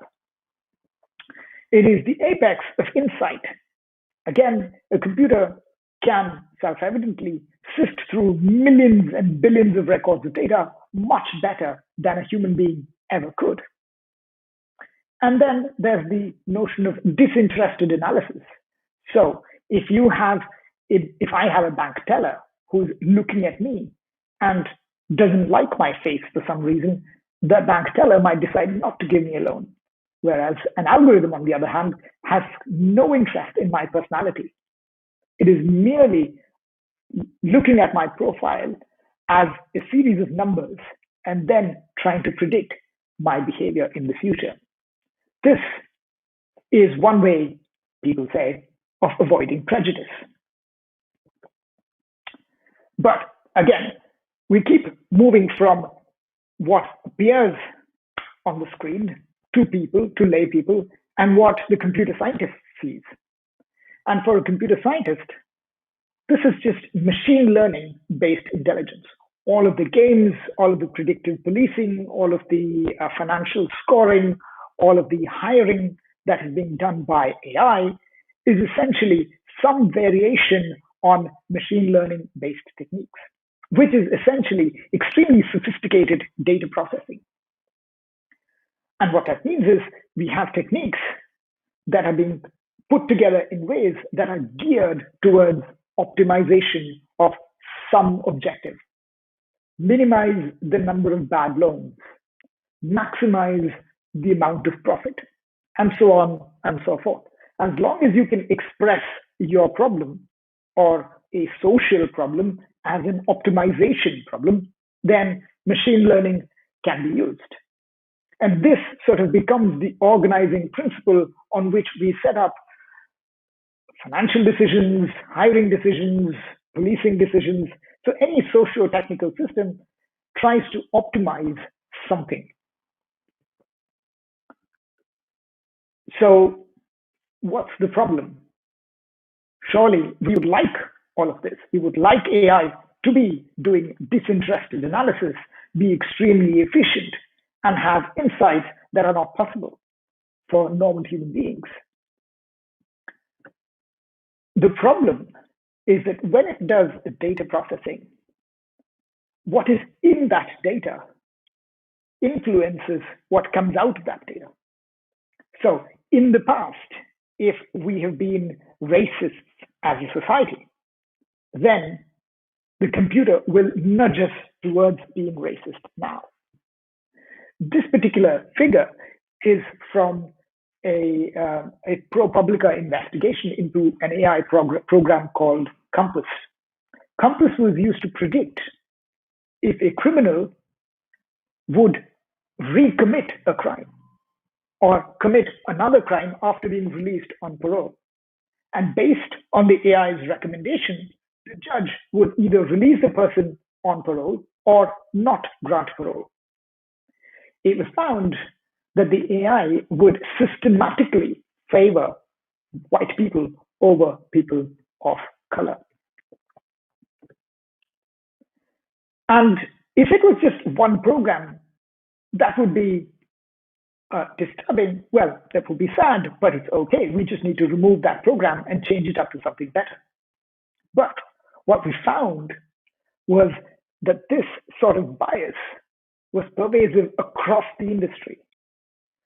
In programs that were created by Hewlett-Packard, Google, Facebook, Microsoft, Amazon, all of these companies with extremely good engineers creating extremely good programs all created systems which had some sort of bias or the other. So, in this particular case, is the use of AI bad? Given that we think that our social customs previously were wrong and we are progressing, but if we create AI systems based on data that is historically available, then the AI that comes out, is that inherently bad? Or is the fault with us? Now, that's a difficult question to answer. Can't we just make AI more intelligent? It turns out that intelligence is not the problem. The problem is difference. What that means is when human beings are confronted with a decision, and when the computer recommends a decision, people find it very hard to go against the computer. So effectively, even though the system is set up such that the computer makes a recommendation and the human being makes the decision, effectively, the computer has autonomy in making a decision. Now, this is as far as computer programs that are presented to you in the forms of mobile apps or programs that are running on laptops, etc. The problem is the amount of autonomy is increased by a huge amount when you bring a robot into the picture. By definition, a robot has at least a lot more physical autonomy than a program that's running on a laptop.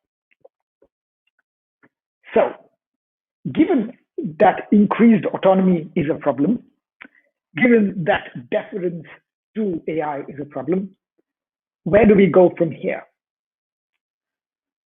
There's at least three parts.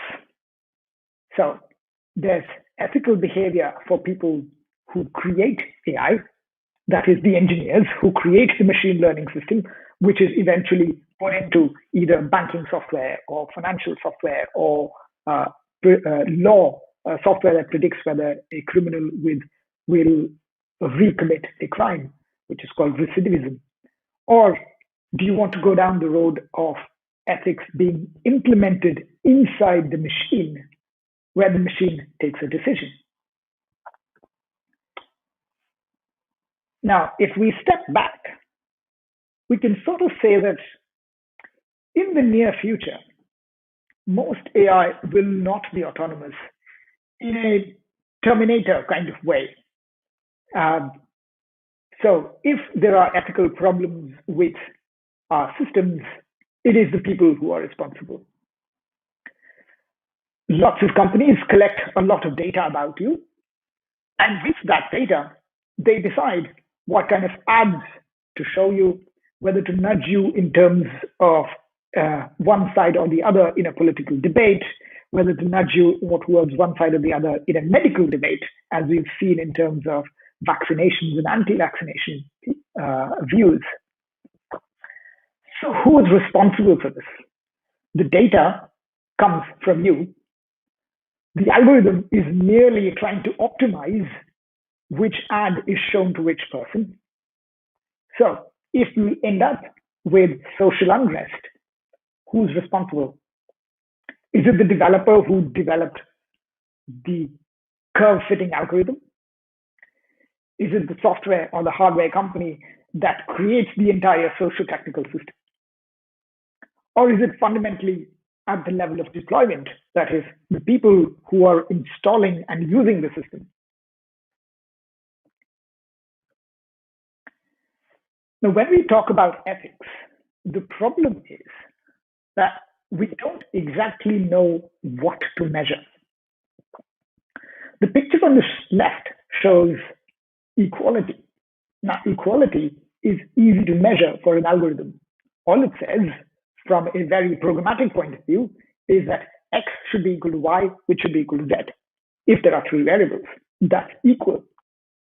But what we want from the system is not equality, but rather equity of opportunity. Right? So people who are less able to do the same thing should be given a boost, whereas people who are able to do it don't need that boost. So people creating systems need to think about groups that are on the margins. Are there options for people that are left behind from the mainstream? Right? So this is where it starts to enter, well, can the machine do anything at all?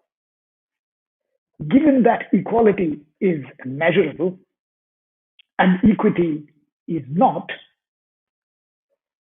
can we encode that? How do we then create an algorithm?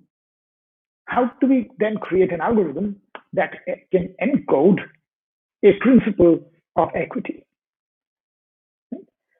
How do we, if we could create an algorithm that could do it, how do we verify?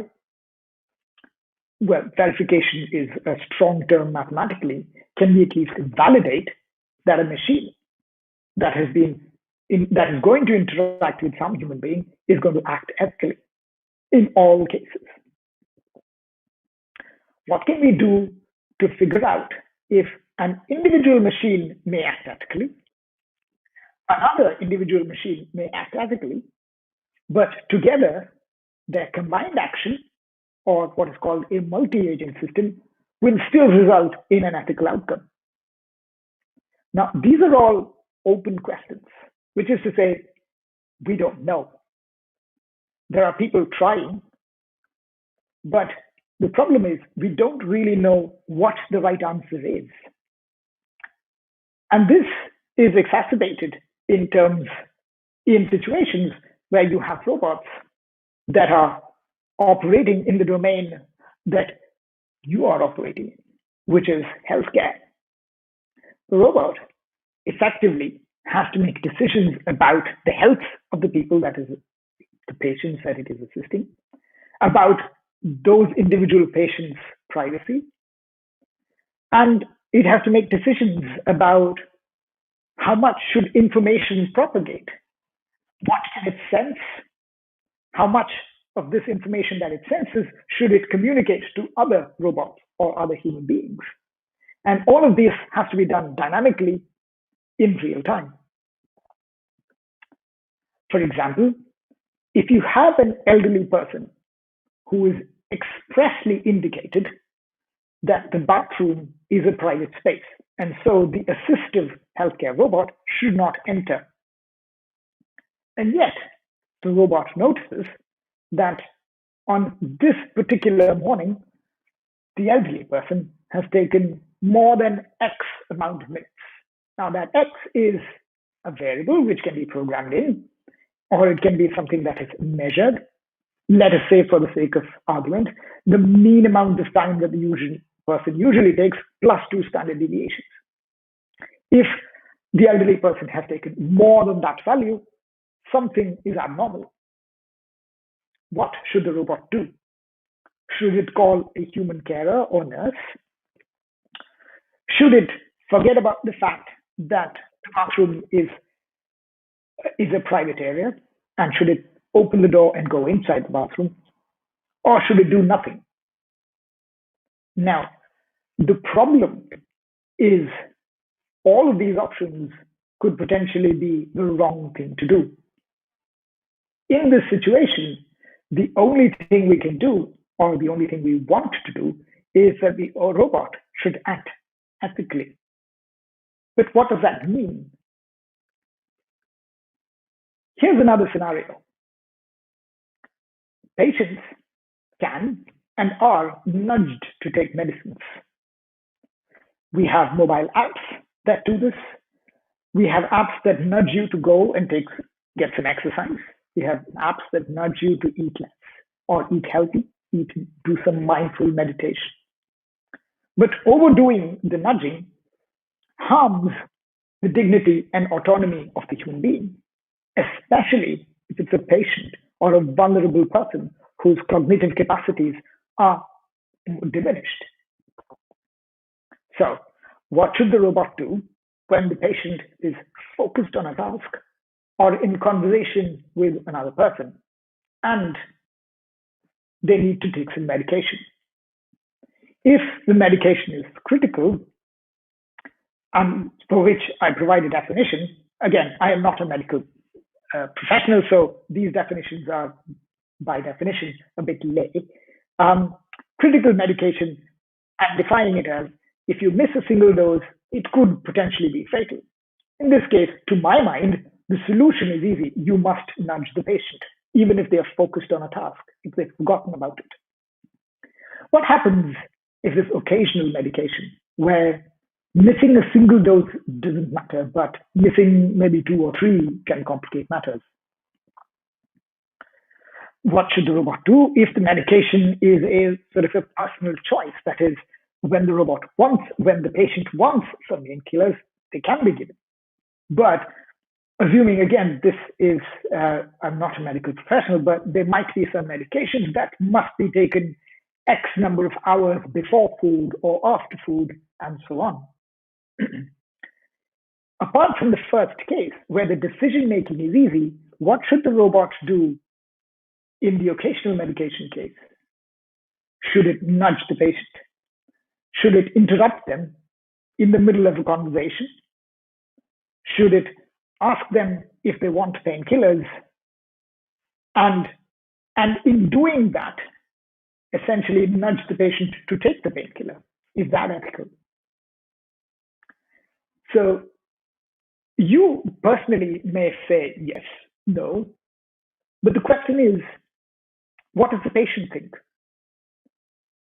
And in a healthcare scenario, there are already notions of ethics. There are care ethics. But this is still a philosophically contested arena. Whose ethics should this particular robot have or express? Society's ethics, which is what comes out as care ethics, or is codified as care ethics. What about the patient's own ethical preferences? How much autonomy do they want? How much privacy do they want? And what about the developer's decisions of, well, one is easier to verify, so I'll do that one, as opposed to something else which is not so easy to verify? Because what would happen if the machine disobeys the ethical rule? Now, again, these are all questions that we don't really have answers to. We sort of build a machine, build a program, and see what happens. Now, this is a dangerous way of moving forward in society, especially when ethics or AI starts to proliferate or impacts millions of people at the same time. Now, it's all very easy for me to say, we don't know, but people have tried. There are lots and lots of reports, lots and lots of recommendations of what we ought to do.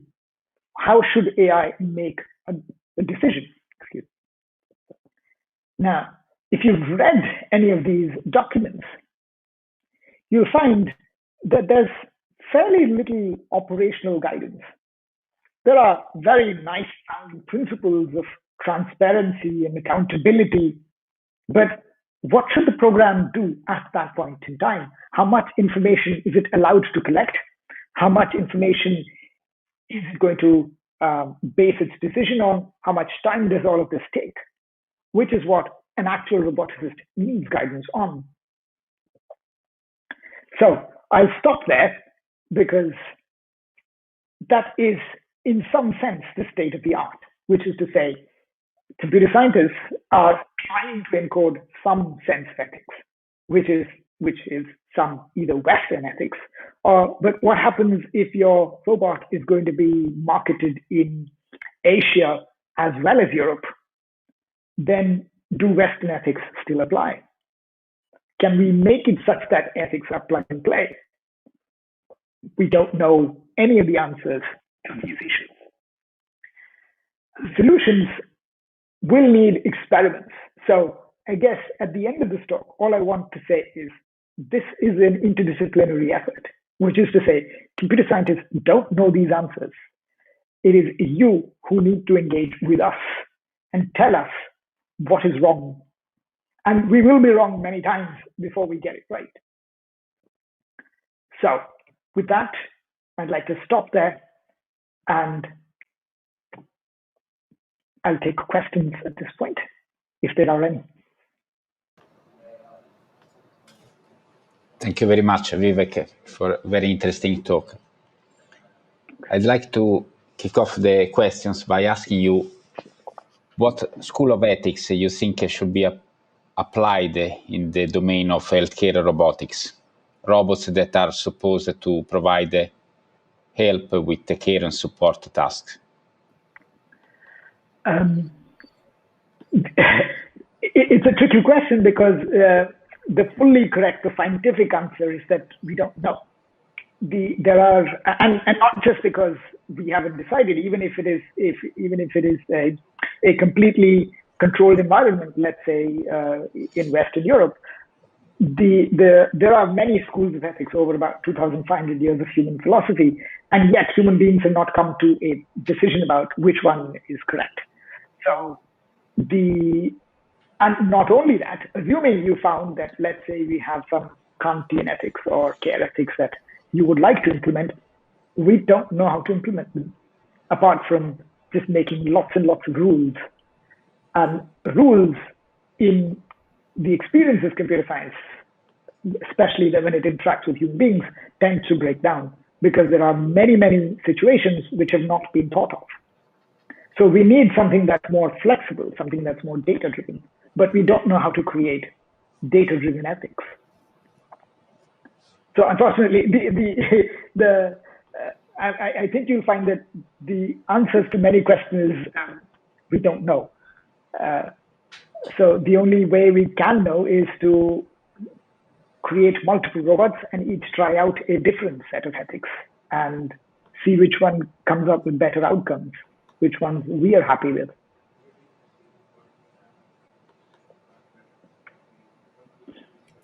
Thanks, Vivek. Sure.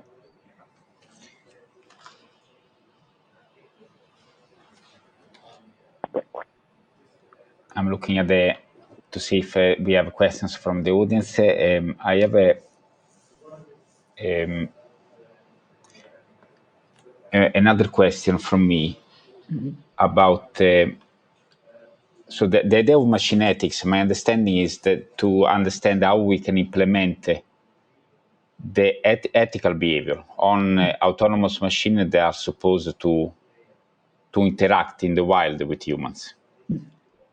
And to me, it looks like, in a way, other type of decisions. Robots will, for example, if we take robots as an autonomous system, robots will have to take a decision just to avoid bumping into obstacles.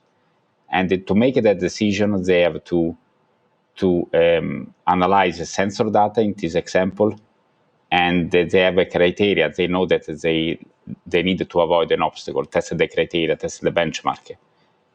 The benchmark in ethics must be set by humans, but why is this a different decision? Is it an inherently different decision-making process, deciding to avoid bumping into an obstacle or committing an unethical act? So to just continue with that example, right? It may be the case that avoiding bumping into something or pushing a human being is a decision that the robot makes. But supposing it perceives through its sensors, through its camera or whatever, that a human being behind the human being right in front of it is in danger, and the robot needs to get there really quickly.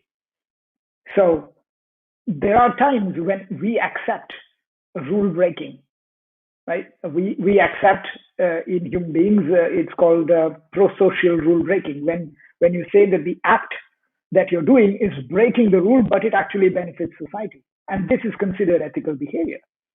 So the question is, how should the robot know that 90% of the time it should avoid the obstacle, or 99% of the time it should avoid the obstacle, but 1% it should just step over the obstacle or move it away? Roughly, it doesn't matter. Speed is what matters. And how many users should benefit for it to break the rule?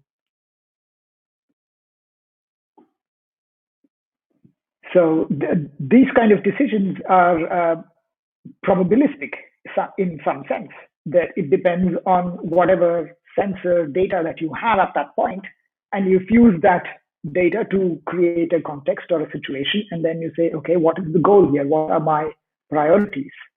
And that changes with time. So in some sense, yes, it is always a decision making, but even with the same variables having the same value in a slightly different context, the decision might be completely different. So the problem is that how do we encode this? How do we write this in a program? And that's a challenge from my perspective. The ethicist perspective, or the carer's perspective, is what is the right thing to do? And there are codes of behavior that they already know and have, but they may not necessarily translate from a human to a machine. And how do we translate those? It seems to me that those examples, in humans in those examples could commit mistakes. And the way we operate is that we put humans with the right expertise, the right experience in places, and we give them tasks so that when they make a mistake, it really is excusable because they tried their best and they were put in that condition in virtue of their experience and their expertise. So I'm not an expert, but I think that we should do that also with robots, to give them tasks only when we know that we are happy with their decision. And right now, probably we are at the very beginning, so we don't have many of those situations in which we can trust robots to take delicate decisions. Oh, I completely agree. I completely agree that maybe the robots right now don't have to take these decisions, but maybe 5 years, 10 years down the line, they will have to. And given what we know about decision making right now, we don't know how to encode these things. So we will have to start now, so that in 10 years' time, when the robot is capable, the decision making machinery is also capable of integrating many contexts and then deciding which one is better. So, I mean, just that example about not invading the privacy of someone in the bathroom. Human beings, we expect them to sort of understand that, okay, this patient normally takes more time than normal anyway, so we don't interrupt, right? But if on that day they were showing signs of fatigue or something else, then we say, okay, but I recognize now that that person was already ill, so maybe I should check. Maybe the duty to ensure survival or ensure care is higher than that of privacy. With a human being, they will make the mistakes. They will sometimes make the right choice, but sometimes make the wrong choice. The thing is that they can learn from that if the patient says, no, that was wrong. But typically, once it's this decision-making machinery is inside the robot, it really doesn't change on a day-to-day basis. It will continue to make the same mistakes again and again. And yeah, the problem is that it can affect many people simultaneously, whereas with a human being, typically it affects one person at one point. Another problem is that human beings are capable of being punished. And so we assume that the human being wants to do the right thing because there is at least some notion of punishment, whereas for a robot that doesn't exist. We can turn it off. That's the worst we could do, and the robot is not scared of that. At least now. Maybe we'll have more cognitively enhanced robots that will be scared of being turned off. In which case, I suppose then it becomes a lot easier to say what is the right thing to do. Then you say, okay, whatever is the right thing to do for human is the right thing to do for the robot. But right now, that is not the case. We have a question from Claudia. Thanks, Vivek. Yeah. Thank you for your talk and for raising such important questions. Given that the use of AI by nature increases connectivity across diverse users around the world, will the effort to explore these issues raised be international in addition to interdisciplinary? Oh, absolutely. There was a very famous a social experiment done by MIT called the Model Machine, where they simulated on a website that an autonomous car, it's called the trolley problem, and where should the autonomous car swerve to? Should it avoid the pregnant lady or should it avoid the elderly person? And whom should it potentially hurt? And the responses were different across, even within Europe. Northern Europe had a completely different set of responses to Western Europe, and Southern Europe had a completely different set. So now, if a car manufacturer is creating a car that drives on its own, and it's exported to Asia, let's say China or India or Korea or Japan, whose ethics should it use? Should it use the driver's ethics?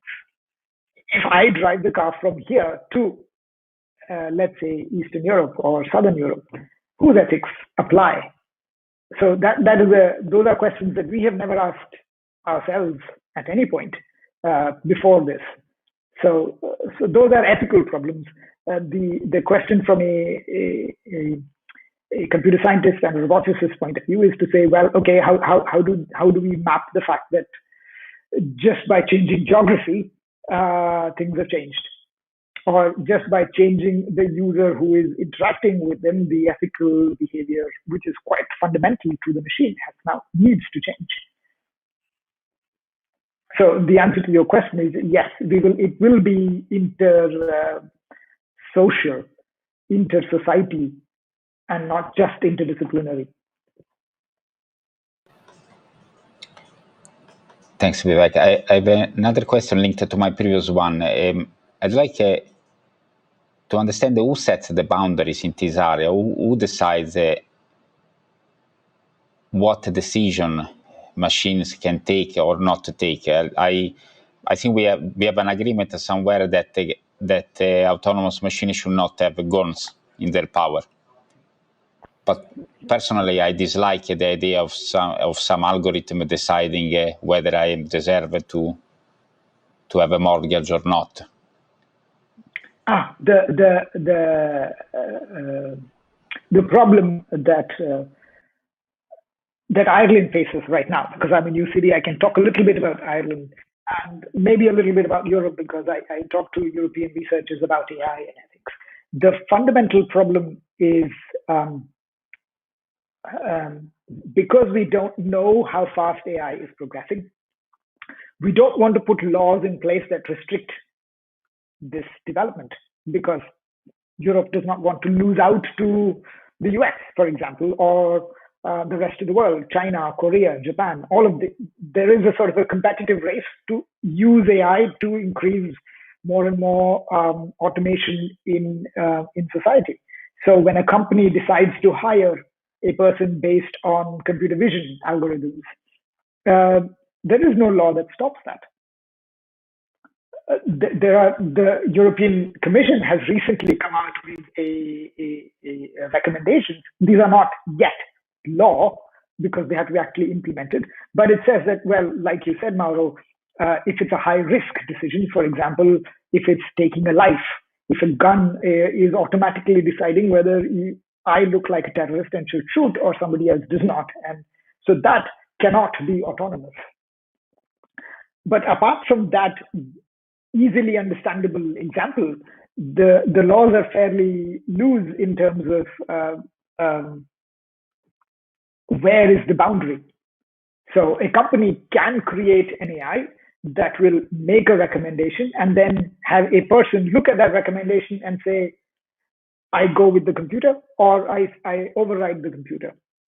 The problem here in this case is that we have already observed that human beings tend to defer to the computer. If the computer says, discharge the patient, then we discharge the patient. That's not my problem. Right? I mean, it's not his problem, but it's the computer is mostly right anyway.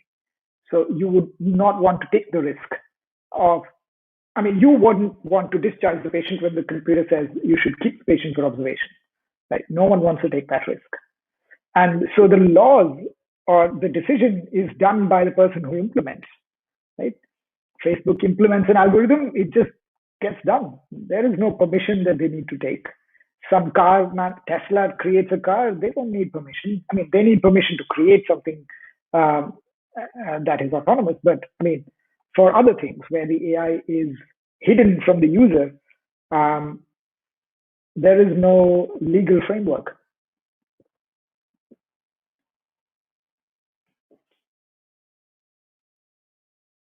You're muted, Mauro, I think. Thanks. Thank you very much. I think there are no further questions from the audience. So thank you again for participating to our event. Sure. It Bye. was nice being here. Bye. Thank you for having me. Bye.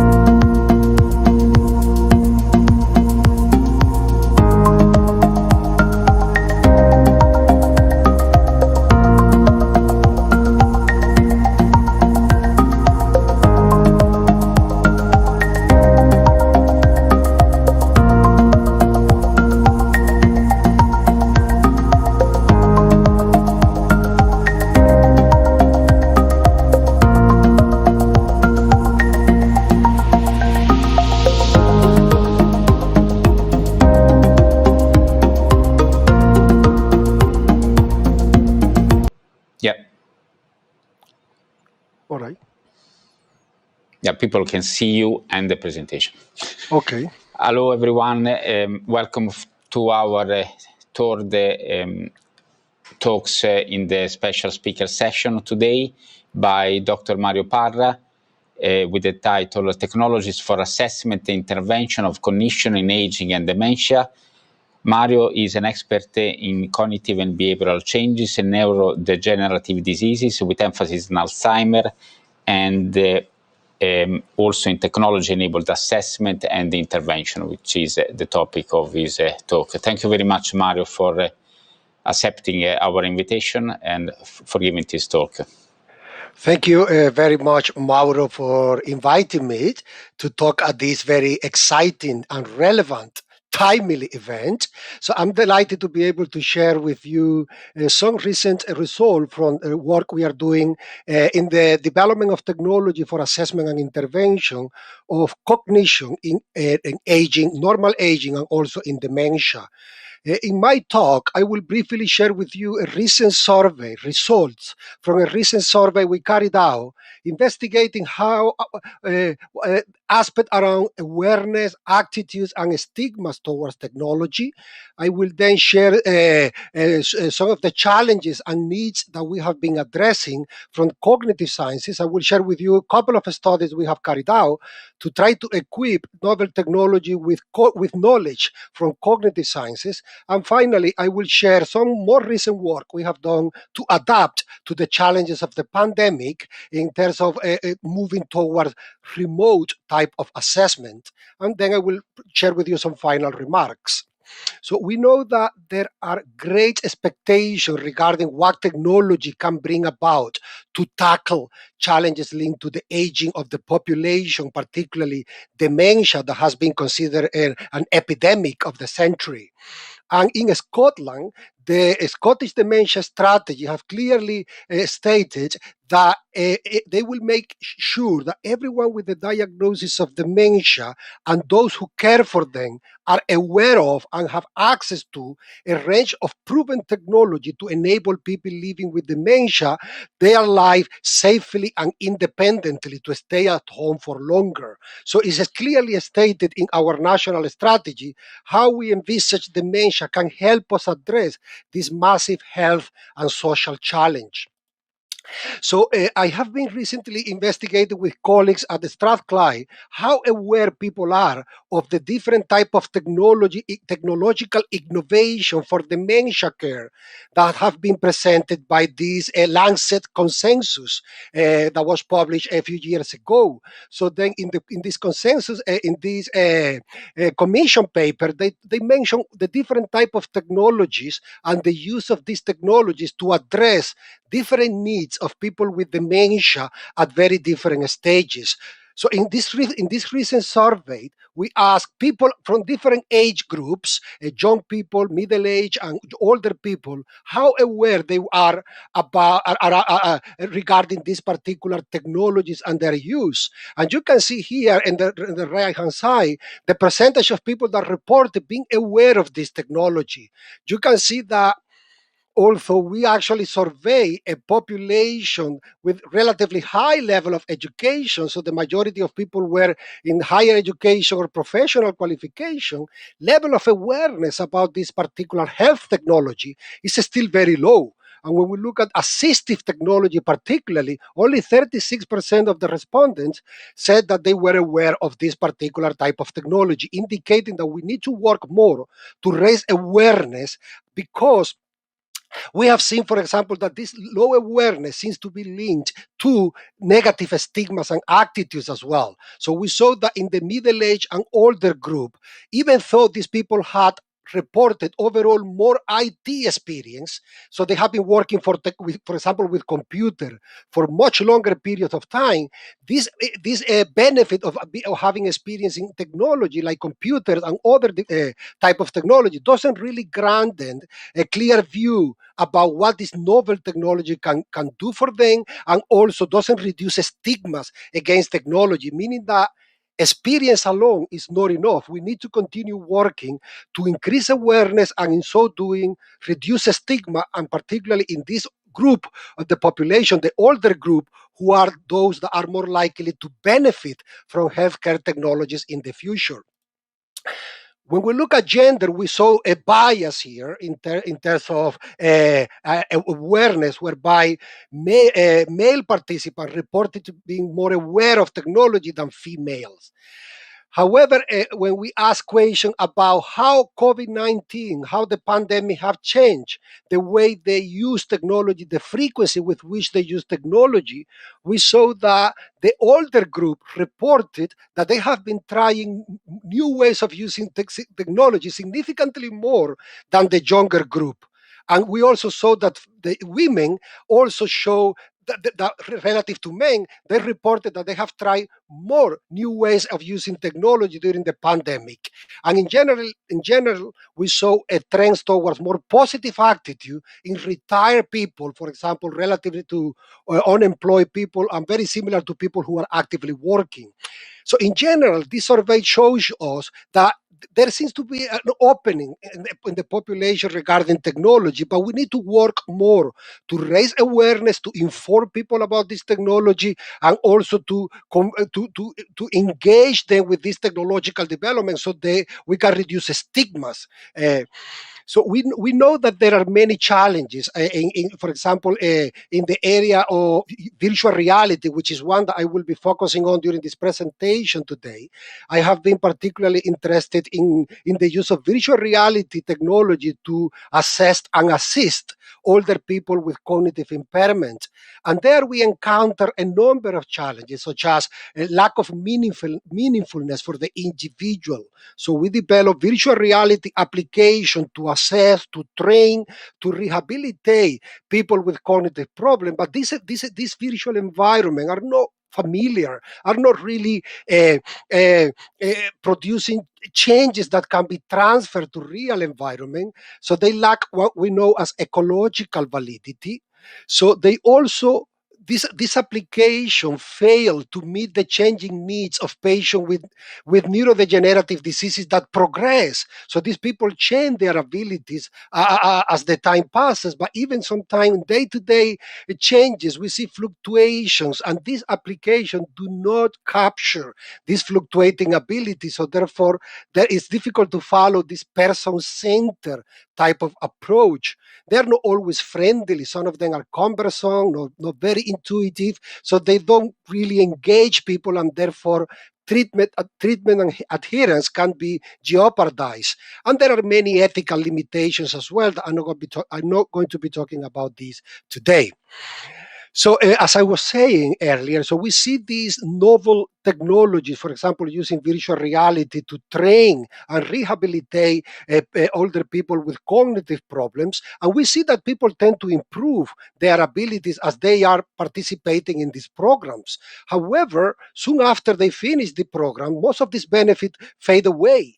But even during the program, if we observe benefit linked to this intervention, when these people go back to their living environment, they keep struggling, indicating that there is a lack of transfer between the abilities and skill that people develop in these intervention environments and the challenges that they face in their daily living setting. So we need to improve, we need to bridge these two settings to grant this technology more really power in restoring these abilities and increasing functional abilities in older people. So we have been recently investigating how we can equip these virtual reality technologies with knowledge from cognitive sciences. So we know that virtual reality tools that we develop to assess and assist vulnerable people with cognitive decline should enable the transfer of abilities across environments. So whatever we do in the virtual environment should somehow transfer to real setting and improve people's life for longer, not just for the duration of the intervention. So a few years ago, we carried out this study during an Edinburgh Science Festival in collaboration with the National Museum of Scotland. So we managed to simulate in the virtual environment one of their exhibition rooms, the discovery room. So it's a room that has a different type of exhibits of different nature, so the diversity of topics. And then we created the same room as a virtual room, so that we ask people to perform a number of errands in the real environment and also in the simulated environment. For example, we gave people a map, such as the one you see here on the right-hand side, and we asked them to visit in a particular order some exhibits in this room and take some information from these exhibits, such as the date of birth associated to the person, the date of death reported. So then we ask them follow the order and visit one by one these exhibits. So we measure how accurately people completed the task, but we also measure how easy it was for them to navigate the environment once they have studied the location of these items in the map that we provided here. So we measure the spatial navigation across this environment. And this study involved a group of healthy young and a group of healthy older people that participated in this study. So what we found in this study is that the testing environment affected how efficiently people could perform the task, but not how accurately. Meaning that normally in the real environment, people tend to travel longer distances than in the virtual environment. There was an order, the task order showed an effect. So people that did the task in the real environment first performed better than when they did the virtual environment first, indicating that somehow there is an element here of meaningfulness transferring across environment, which is something that we were very interested in. Older people show very similar performance compared to younger people. However, what was interesting here is that to achieve that level of performance, older people relied on different cognitive resources. And this is important because if we want to develop tools to address needs of the older population, we need to learn what are the cognitive abilities that these people will most likely rely on in order to achieve a high level of performance.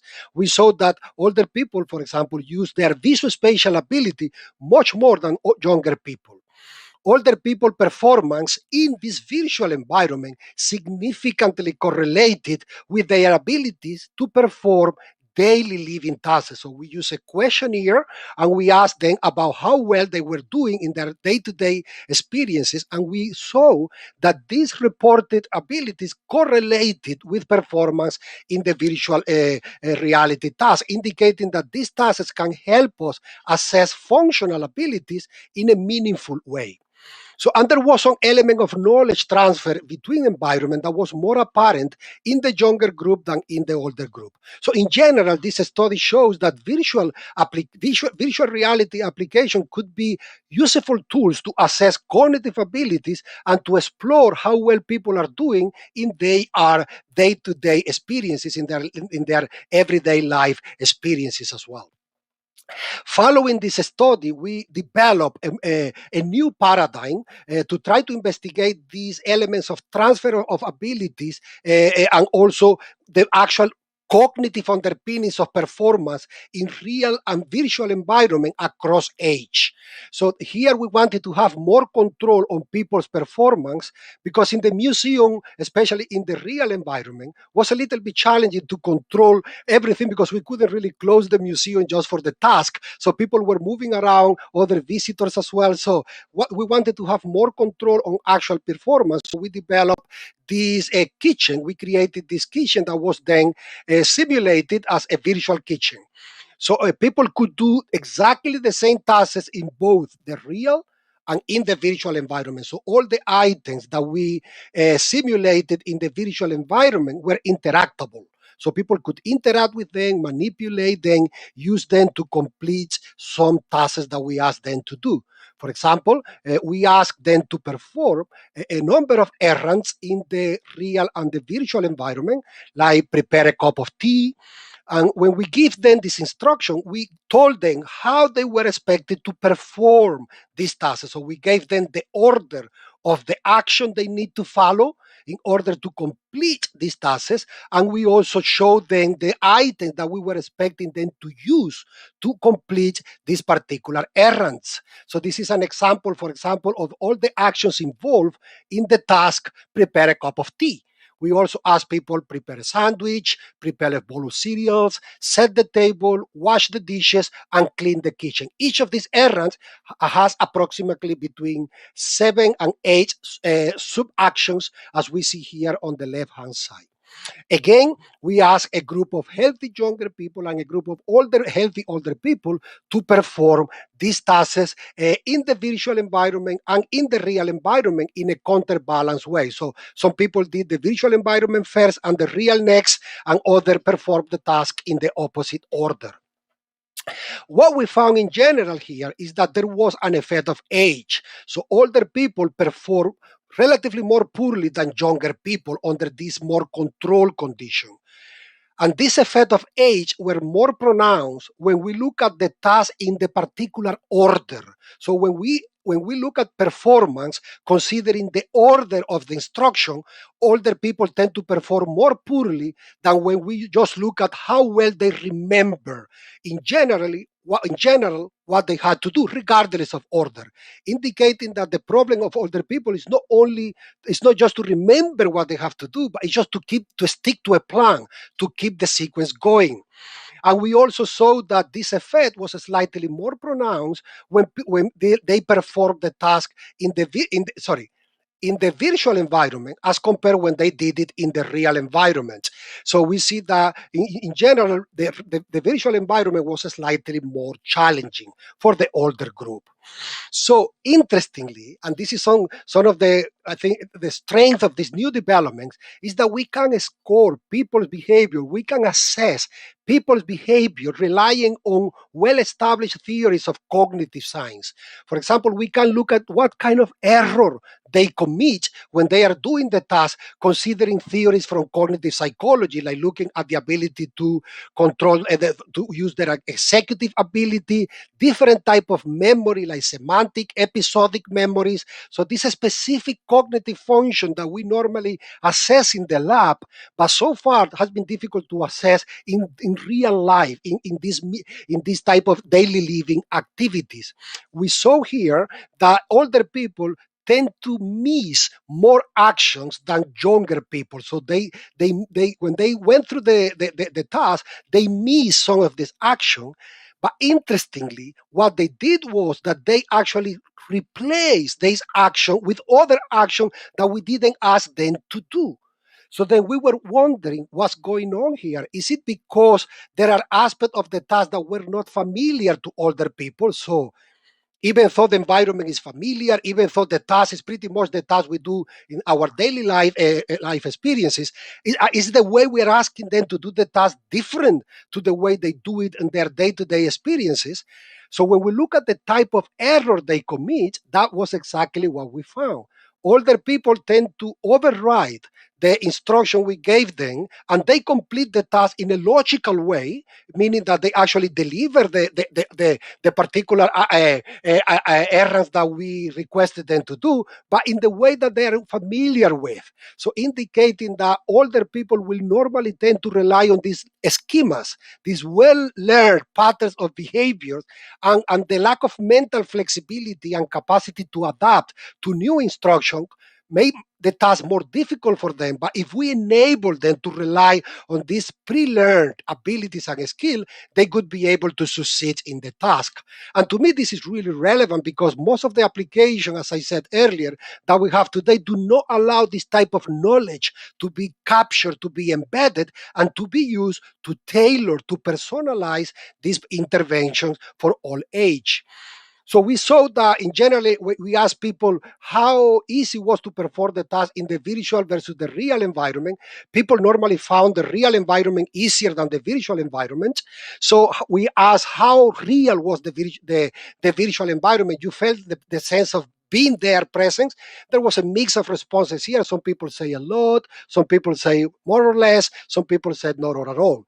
But in general, there was a positive attitude towards the virtual reality application. People enjoy the experience. They acknowledge that there is room for improvement, but in general, they saw this as a feasible, valid approach to assess and also address cognitive problems.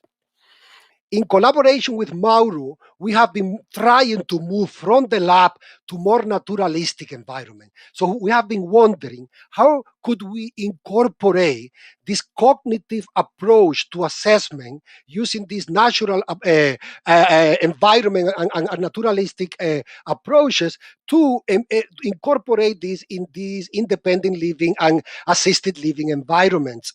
And we have been with Mauro moving from the lab to real life, to home, as we said, trying to develop application that can allow robots to administer this task, collect data during the administration, and use this information from the individual to adjust the level of support that these people can receive from robots, for example, in these naturalistic settings. Let me see if I can play just a bit of this video for you here.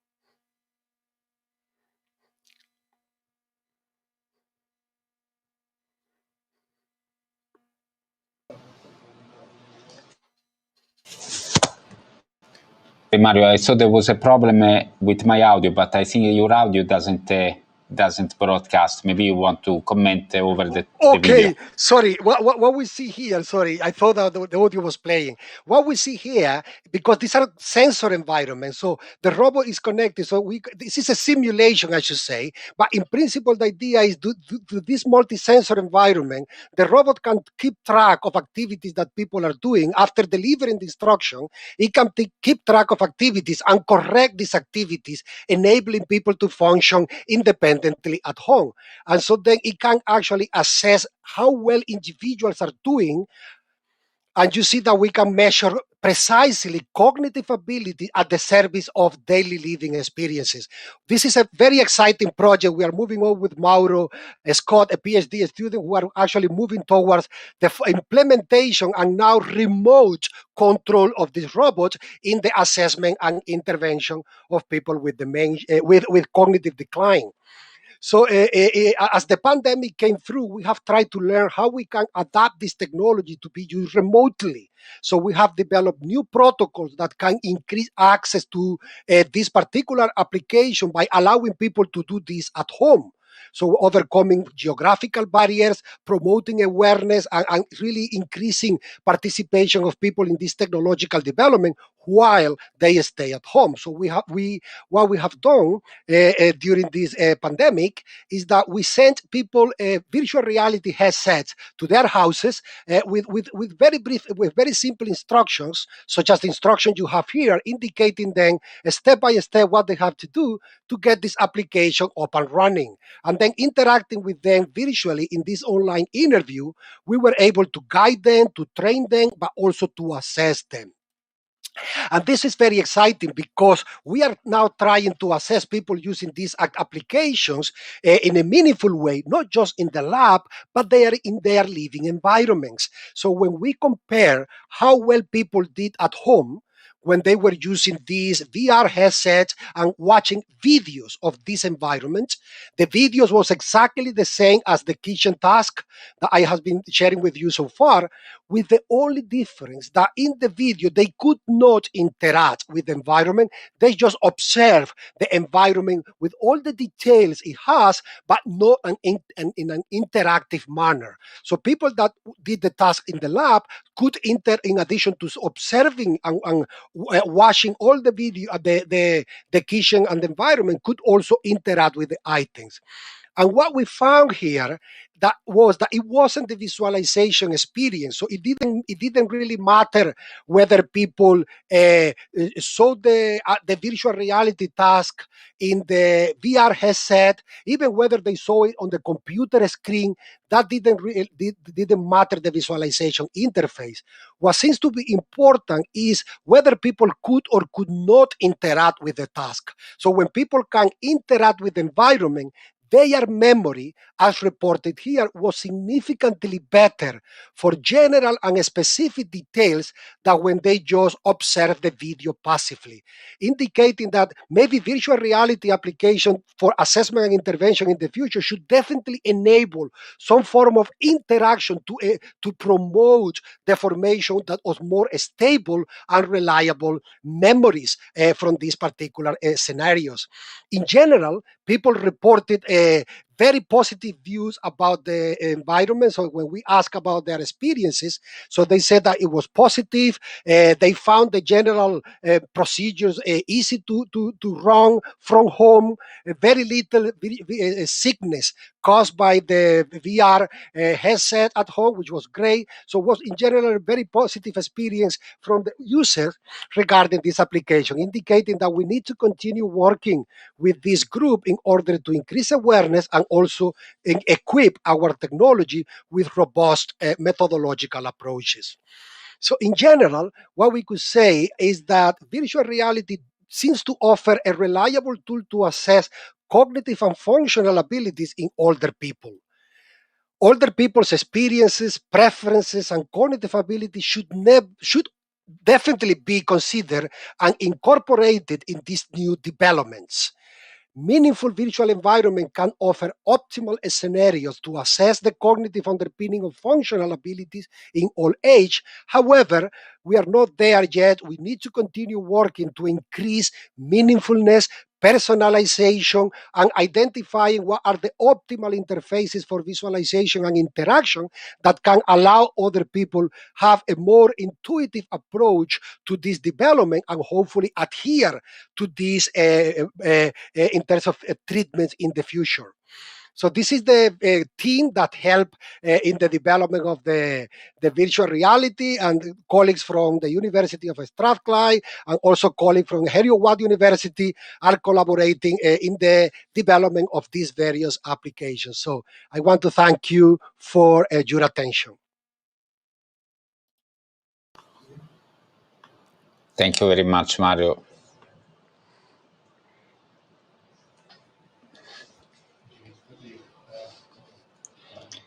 I'm looking at the chat to see questions. So far, we have some appreciation. People that say that it's nice to see you, probably ex-colleagues. I have a question to kick off the discussion. Your talk focused on assessment. I'd like to ask you, though, what is, in your opinion, the area in which intervention are most needed to help people living with dementia? I think we need to focus on people who are at risk. So I think the greatest benefit will be drawn when we use these technologies to reduce cognitive decline. So then they might help people with more advanced stages of the disease to really live independently through more assistance and support. But in order to rely on potential brain recovery potential and reduce decline, prolonging the ability of these people to live along for longer, developing compensatory strategies, we need to start earlier. So then this will come together with the cognitive sciences, because from cognitive neuroscience, we are developing new tools for the early diagnosis. So the earlier we can diagnose these people and the earlier we can start introducing this affordable intervention at home, the longer these people will live at home independently, and we will slow down the decline. So then I definitely think that this should be incorporated very early, as soon as we detect that something is going on, in terms of cognitive impairments. Thank you, Mario. What about the? I've seen statistics saying that there are 100,000 people living with some form of dementia in the UK, living alone. And so it is obviously especially worrying in times of crisis like the one we experienced. And what do those people need? Yeah, well, the needs of these people are so different, and that's it. That's one of the challenge we are facing. How can we really cover all the different needs of these patient with dementia? Because some of these people will need a better physical support, depending on the type of dementia they suffer. Some people might need some more cognitive types of support as well. So then I think some people are living at home, some people are living in nursing home as well, and we have seen how these technologies can help people living in these various environments. I think these people will need the way technology can help these people will definitely vary depending on the stage of the disease they are.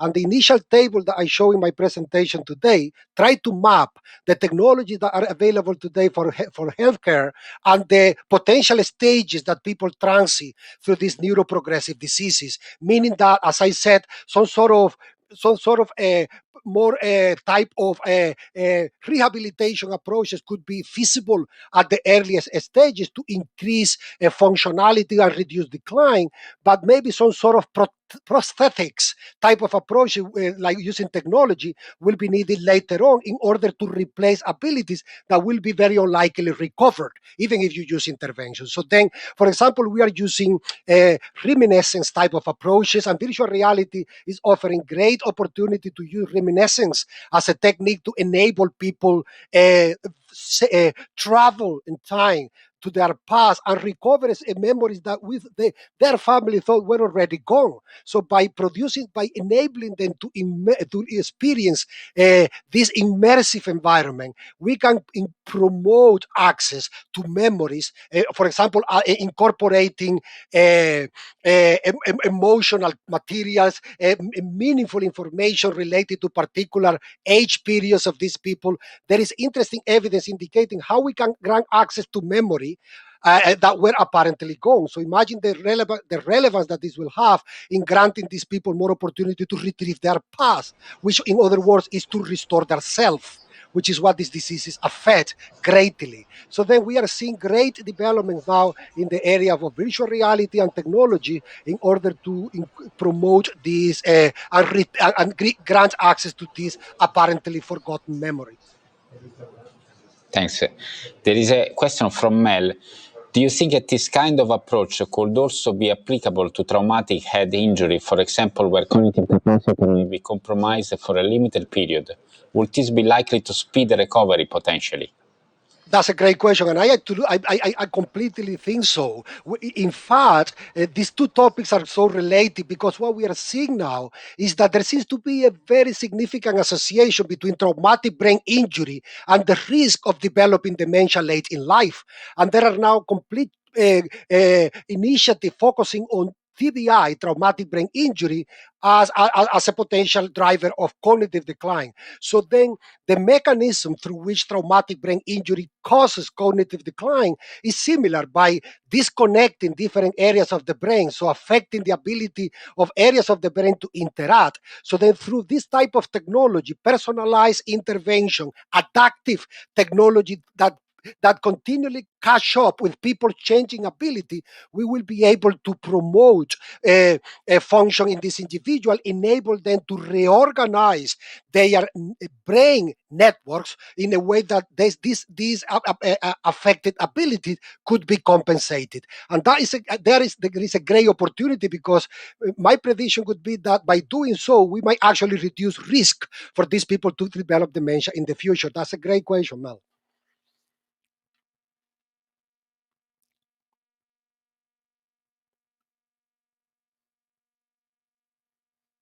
You are mute, Moro. You are on mute. Thanks. It's a habit during video conferences. But now that I'm a media star, I still using bad habits. Mel says, if you are, in case you're not following the chat, wrote, yes, it is a significant factor in the criminal prison population too. So this could be very important. Absolutely. Totally agree.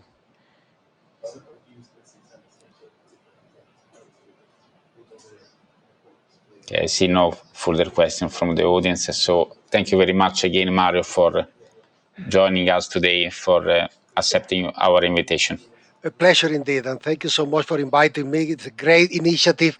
I look forward to seeing future developments in this very promising and exciting area. Thank you, Mauro, and congratulations on the great job you are doing. Thank you. Thanks. Bye. Bye.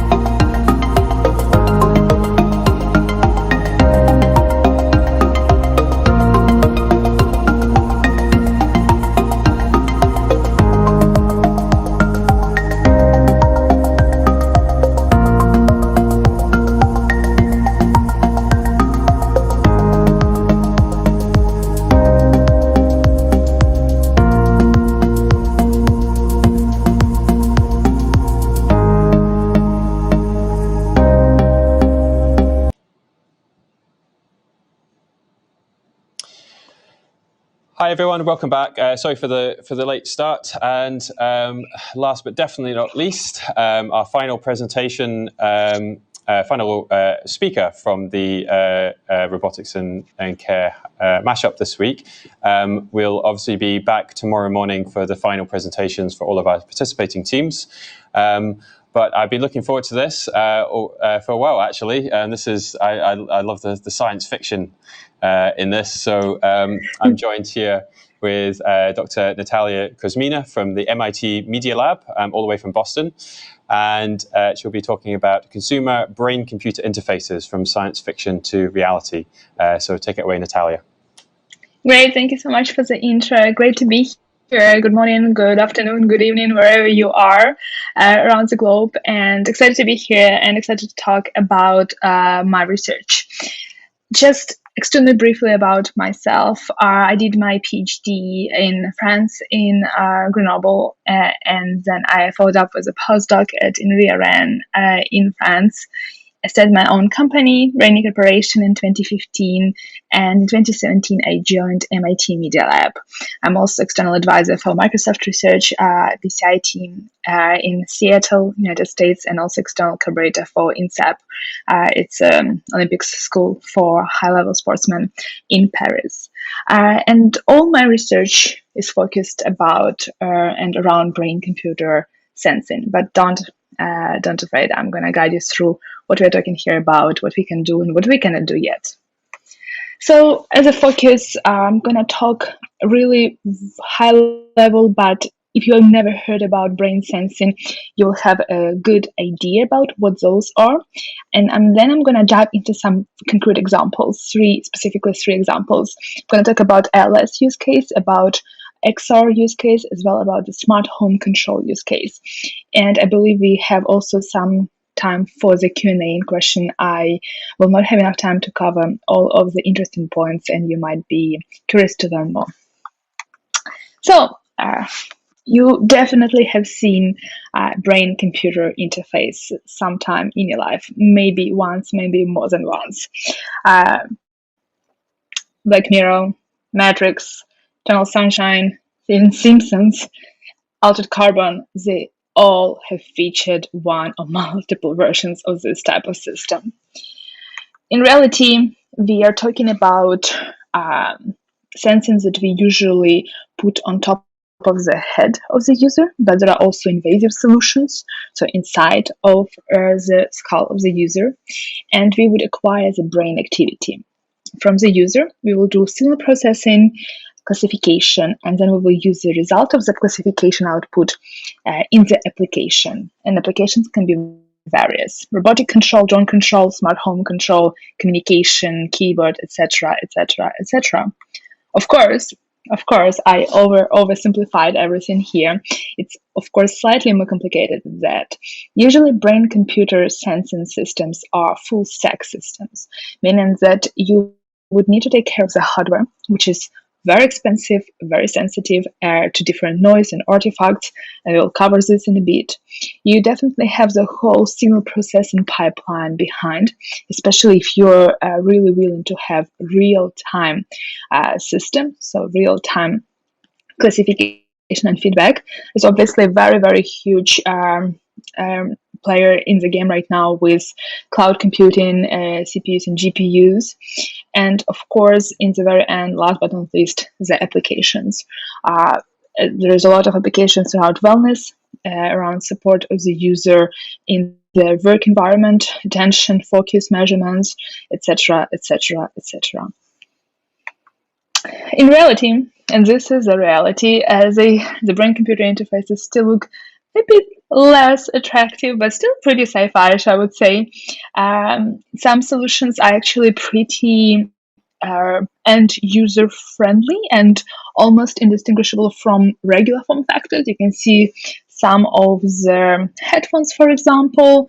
You can see some of the pretty sleek bands. And of course, some of the solutions you can see on the lower part of the screen, you would look like an octopus, I would say, if you wear one, but that's what we have. And you can see that there is a lot of different types of electrodes on different systems. They have different size and they're different positioning, and this is extremely important, meaning that if you have electrodes positioned in some specific place, it doesn't mean that your system is ubiquitous and universal and can capture everything. No, it might only stand for some very specific application. It might not be possible to use it in other types of applications. Of course, EEG or non-invasive systems are not the only ones. Here you can see myself doing one of the studies where I'm wearing an EEG compatible with fMRI machine just behind me. So for those who might know, those are used mostly in medical research, and they usually actually being part of the hospitals, and you might have been undergoing some medical examinations in those actually. So those machines are extremely popular also in PCR research. However, as you have imagined, and looking at me how I'm dressed up here, they are sensitive, they are very expensive, access is very controlled. They are considered to be medical equipment, so of course they're used also for all other very important purposes. And not very human user interface friendly, because you're obviously inside and there's not a lot you can do or bring actually inside with you because of compatibility of the materials.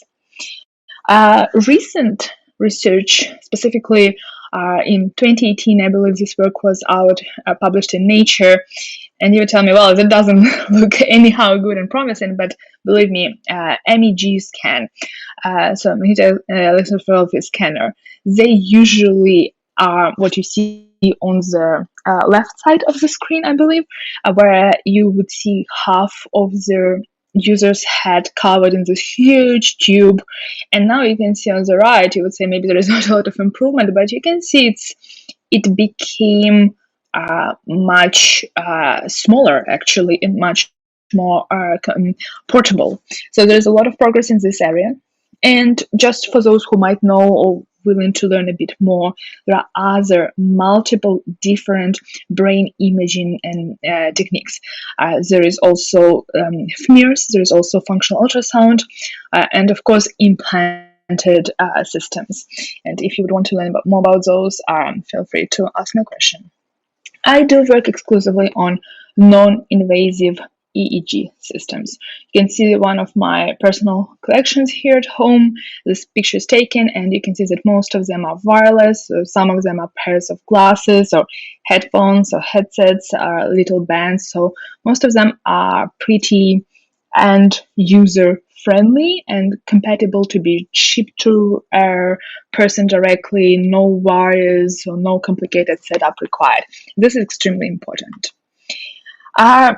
Around past 12 or 13 years of my research in brain sensing, I have been doing a whole different set of applications. I have worked a lot on drone control, so using your imagination to control a drone. For example, you would imagine a cloud to take off a drone. You would imagine a boulder or grass to land it, etc., etc. Smart home control application we would cover today. I do work a lot with children, with kids, and I have designed, for those of you who know Harry Potter, I guess some of you might, and maybe you remember a sorting hat from Harry Potter.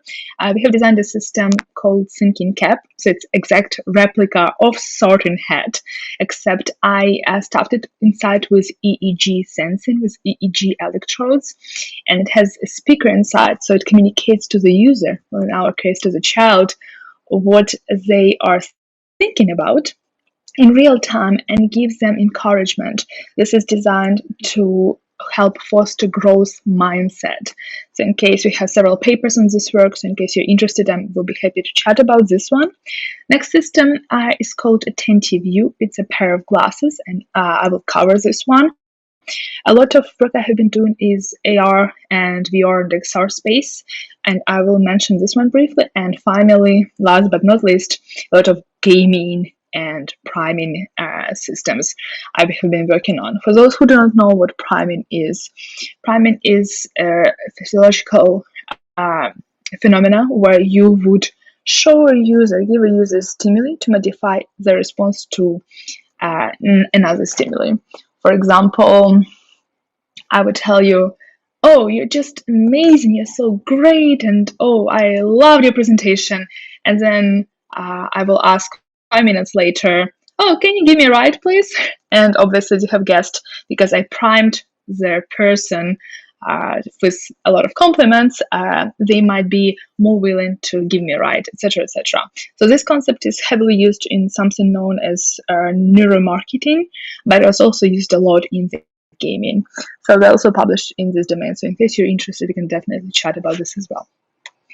So as of the ones that we're going to cover are XR applications, smart glasses, and smart home control applications. So the whole focus of why even I would cover these specific use cases is because obviously as the requirement for non-invasive brain sensing is still you need to wear those types of systems on your head. There is no other way around. You cannot put it, it's not a smartwatch, it's not a smart band, you cannot put it somewhere on your wrist or anywhere else on your body. It needs to be on your head. It needs to have contact with your head. This is very important. But as we can see, we are lucky enough that we have multiple use cases and multiple form factors where we can easily integrate and enhance existing form factors with brain sensing a component.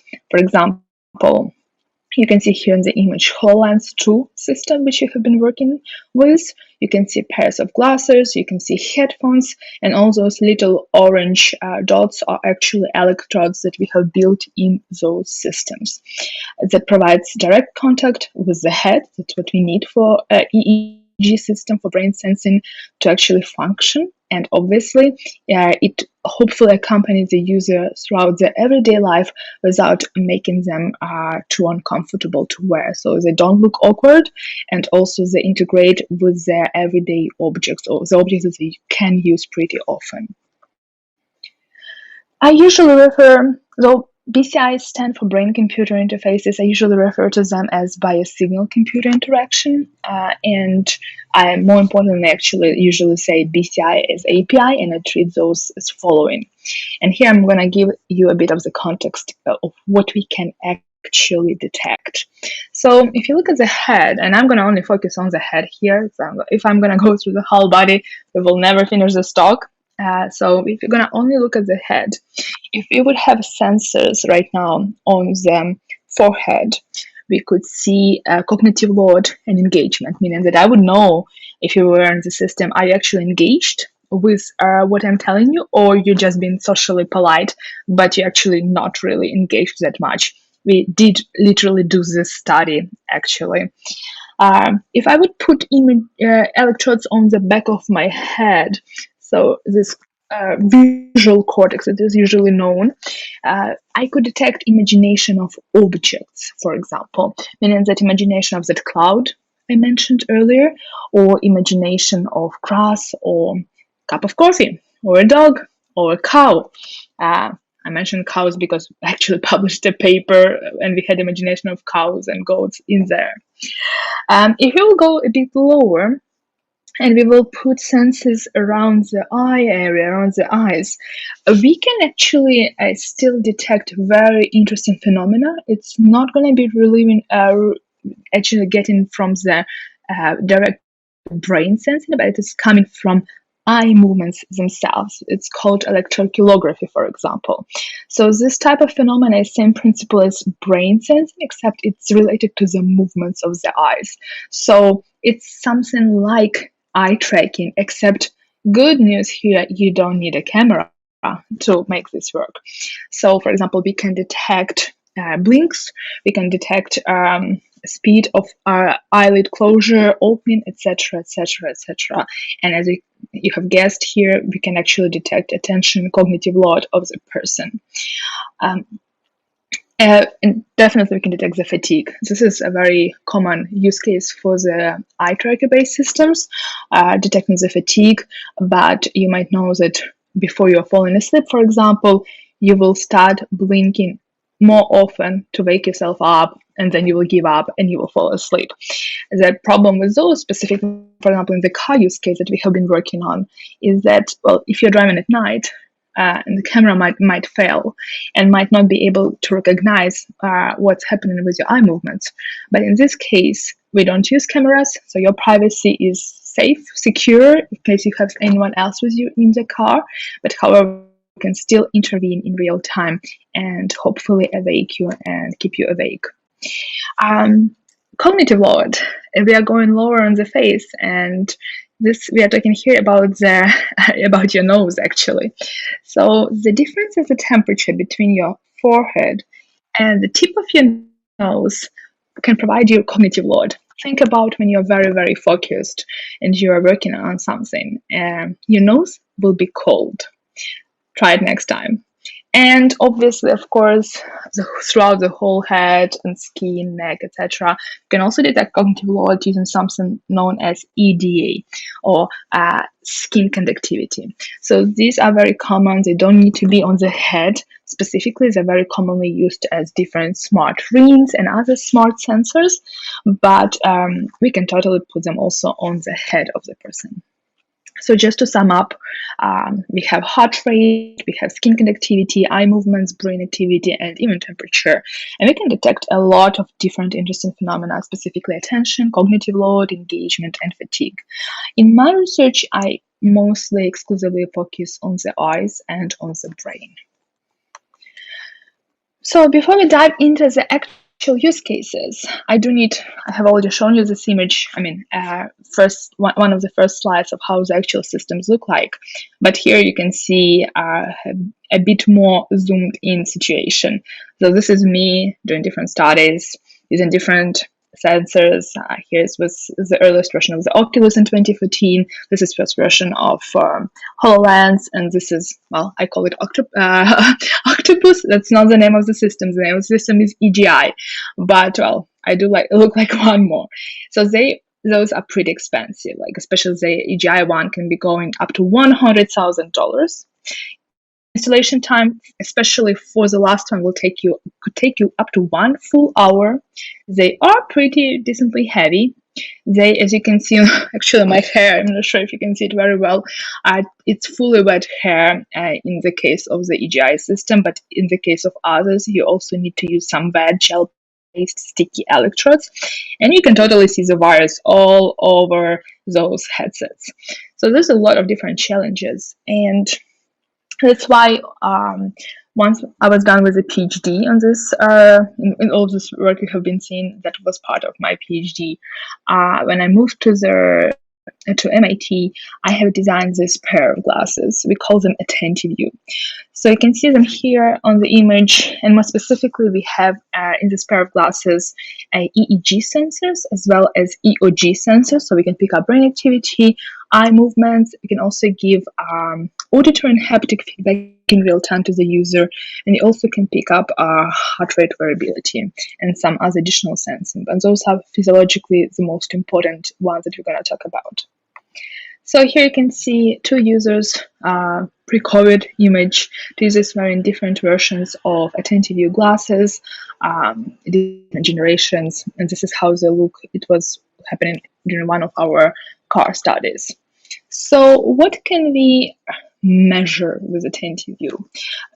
Some of you might say, especially those who maybe have tried or maybe bought a system once several years ago, when you were just hearing about brain sensing for the first time, we can measure attention, auditory or visual. Here we are talking about specifically cocktail party problem for those among you who know. We can measure engagement, that example of are you listening to me or are you actually listening to me? We can measure fatigue, drowsiness, cognitive performance, and also confusion, meaning are you confused, are you lost? We can pick this activity up. We have done a lot of intensive tests with the system over the past 4 years, including during COVID, published multiple papers, had a lot of participants, and a lot of recordings. We specifically worked with drivers, lectures in real classroom, training materials, workspace for pre-COVID and also during COVID with at-home office setup, safety at factories, and also out of the lab experiences, as this is a pair of glasses you can imagine it can be easily shipped to someone's place. But I do want to talk to you not about all those examples, but feel free to ask me if you have any questions. I want to highlight the example we are using for ALS population. So I specifically work with people who have advanced stage of ALS, and what we are trying to do is to enable communication. So the case I'm tackling is the case where there is no vocal control from the user, so there's no way to use Siri or Alexa. There are no eye movements available, meaning there is no eye tracking that would work anymore. There is no muscle activity available anymore, unfortunately, and the only activity available to the user is their brain. And you tell me, yeah, that's great, and I guess the form factor is great, but like, if it is brain, well, why would we go with the glasses? Could we do something else? You just mentioned that apparently we can embed them into something else.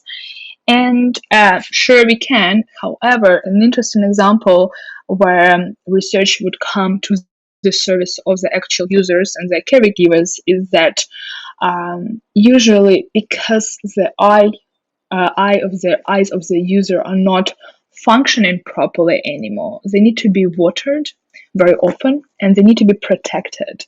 And because of that, all of the users that we have actually do have sunglasses that their caregivers help them to have on them, meaning that they almost permanently have a pair of glasses on them. And that's why this form factor for us is extremely interesting. And what we are doing here is we are providing the user, the primary user, and also the caregiver with an application that the caregiver can launch, and the user, the primary user in real time, can think about different things and actions, and the app will have auditory feedback because they cannot use a visual feedback. It will provide auditory feedback to the caregiver about what the user might want. For example, tube to be checked, eyes to be watered, to be turned. Maybe there is some need for music or for something else. And of course, once again, this is a system that doesn't provide, the full communication in the sense of really having full ways of phrasing and full possibility of full conversation as per se. However, based on the existing systems that are out there, particularly voice control and keyboards, this is the one that can enable this later stage LS for some specific communication, specifically of the communication needs to the caregiver. So we're gonna move now to the another sub project for TinterView, which is more of a platform for physiological sensing. And I'm going to show you another example where we use for rehabilitation. So as I mentioned, and you have seen this on the images, we are working a lot with AR, XR, and VR systems, and we are lucky enough to collaborate with Microsoft on their HoloLens 2 AR headset. So you might have seen it. It's significantly different from the first version, if you have seen that one or you own one. So what we have done, we have enhanced it by printing a clip-on version of a TinterView inside. So as you can imagine, it would look something as following, because HoloLens itself has some coverage for the forehead and also some coverage for the visual cortex, where the device has battery, charging port, etc., etc., etc. So this looks like that. And the final version would be looking like following. Here on the left, you barely can see it when it's printed in black, and actually that's a picture of myself, and we printed it actually thicker in and in blue, so in more vivid color, so you would be able to see how it actually sits in and visible. Same thing on the left, except it's printed in black, so it's barely visible. You'd really need to be close to the person to understand what's happening. Here is a bit more of the close-ups. You can see that if you're really close, you would be able to see little spikes of the electrodes. However, and this obviously if it is printed in a thicker and vivid color, of course you would be able to see there's something going on, but you can see that it sits pretty tight. So for this case, we are using some creativity use cases and some rehabilitation basic therapy examples. Specifically, here is a little video. It's actually tricky to explain, but we call it "What you think is what you get." So what happens here, I'm going to play the video. There is no sound here. It's a generation from a user actually wearing their HoloLens with a 10T view. Let me try again. So the user imagines an object, for example, a soccer ball or a red square, and this object will appear on the screen of HoloLens in front of them. So per se, video is a bit tricky to explain because everything that you see here on the screen is happening using the brain activity of the user. The screen basically is empty.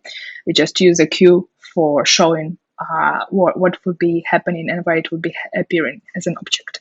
So this is purely brain activity here. And as I mentioned, that example is being used for rehabilitation and more long-term care. And finally, last but not least application is smart home control application. So we have published several papers on this, and this use case was initially designed for users who have cerebral palsy, but it can definitely be extended to multiple populations. And the idea here is that you have a set of basic appliances at home: fan, lamp, speakers, kettle, blinds, TV, microwave, etc., etc., etc., and you would use your brain to turn them on or off. So it's basically a toggle action on or off. And what we have done several studies. So you can see here one of the users in as a wheelchair being a part of the study, where they would enter an actual smart home platform. And the cameras in the smart home are not of the highest quality, so the image is a bit grained, I think. But you should be able to understand the concept and see what basically is happening. Has multiple rooms, and different users here you can see on the lower side of the images are basically imagining object. For example, imagining a lamp to turn it on, or imagining a lamp to turn it off. Imagining blinds to close them, to open them, or imagining TV to turn it on or off. If you're interested, you can check the papers, and obviously in chat you can also ask questions. Of course, I've been talking about all these applications. There is much, much more to it. As I mentioned in the beginning of my work and of work of other researchers in this domain. But however, we specifically in the group are really trying to see how we can enhance quality of life by translating brain and behavioral science for real-world use while engaging in critical conversations. And we design with target users. We try to enable rather than enforce anything. We try to teach, and rather than make someone dependent of the technology. And we really have very, very strong focus on keeping the data private and local and not sharing with anyone where the sharing is not required.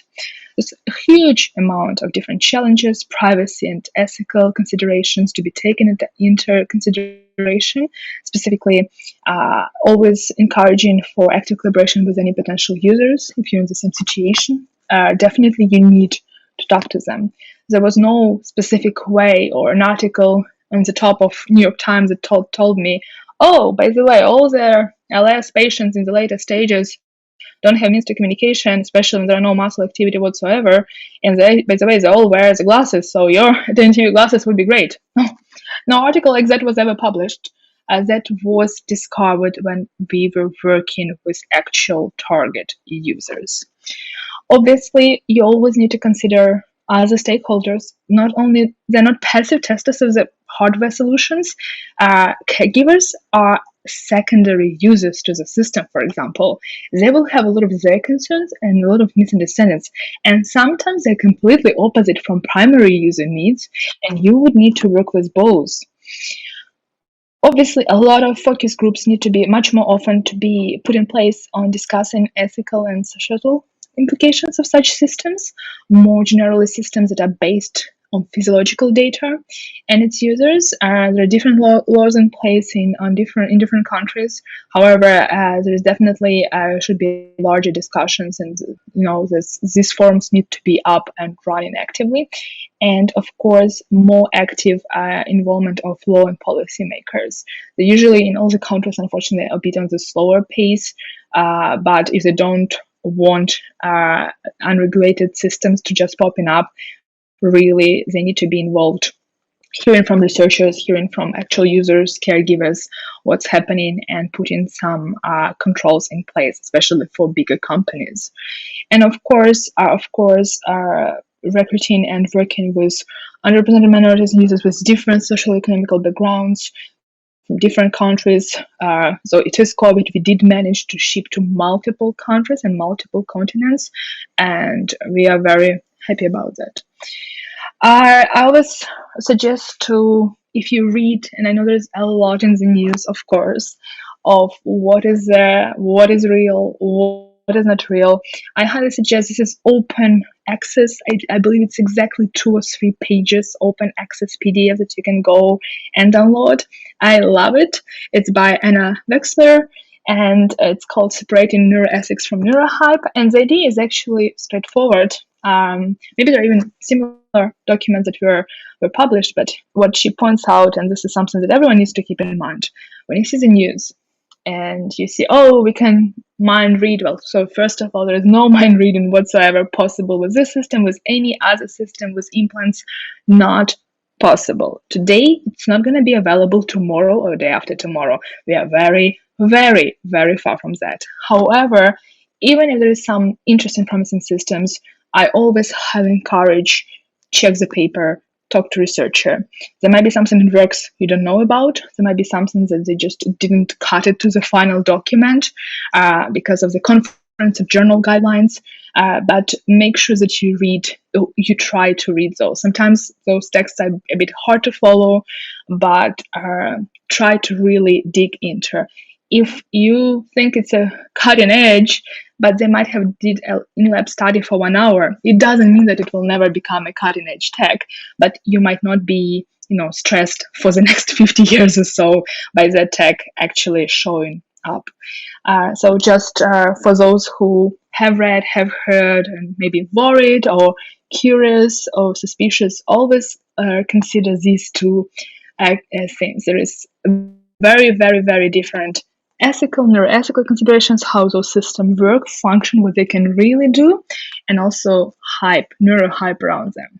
Of course, I'm here by myself, but that's a team effort, and we took this picture, I believe, in January and February this year, and we managed to work it even through COVID, and huge thanks to my students and collaborators. Some recently had their first papers which we published during COVID and this year.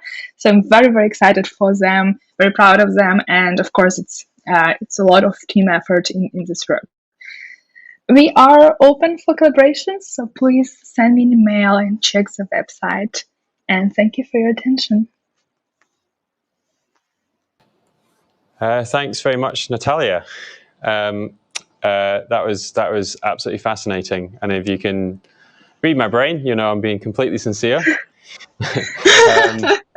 I'm just gonna open it up to questions from the community.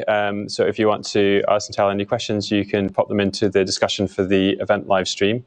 You mentioned there, just in terms of if you're looking for a collaboration. So if there's anyone who's kind of in the community who would like to get involved, what's the best way that they can potentially go about that? Yeah, I have very often this question for collaborations which are academic collaborations, also collaborations that are institutional, for example, a hospital or care homes, and also from students. A lot of students just hesitate to send their CVs. They're thinking, oh, I need a master degree in neuroscience, a master degree in ML, master degree in AI, master degree, more. No, please, if you are looking for internship, you're curious, go ahead, send your CV, talk with me over Twitter or LinkedIn. I'm those are my professional platforms, so I am pretty responsible there.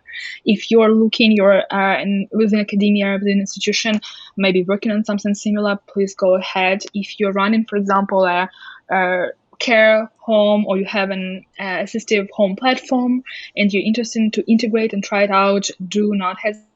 As I mentioned, the forecast is that even during COVID, and specifically during COVID, and I think it's kind of almost awful what I'm about to say, but COVID was a huge push, at least for brain sensing, to go out because of the boom of the telemedicine and the need that a lot of our patients and users were not able to go to the lab. Well, first of all, lab is closed, campus is closed, there's no way to, and of course, within their age range and some of the health challenges they are having, it would be too risky even to do that. So yeah, we pushed it through to have actually shipments, and so don't get pushed off on the sense, oh, it's COVID and we need to wait. If you're ready on it, you're interested, you're curious, go ahead, drop that line now. Okay, so I'm just going to scroll back. So just Mel asked a couple of questions about 20 minutes ago. Sorry, I just caught them. So she was asking if your EEG sensors sync with eye tracking sensors in VR headsets, and if you had an SDK to stream data.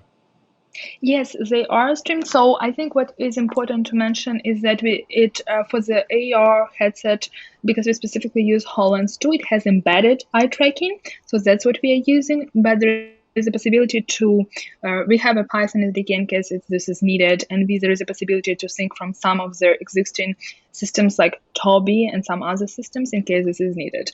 If sorry, I didn't hear the name, Melanie, I believe you said. Yeah, if she is interested, as I mentioned, in the glasses, if you're talking about glasses form factor, we do have electroculography. It doesn't give pupil dilation. That's what a camera can pick up. But we do have a lot of other eye features that would be potentially of the interest. So please get in touch if you're interested or you have something in mind. Cool. I don't know if you've been following along with anything at the hackathon. So one of the projects that we've been working with is the ear switch, which is literally a switch that goes inside the ear that is controlled by the tympani muscle. I'm just glancing over to Nick there to see if I've got the pronunciation of that right.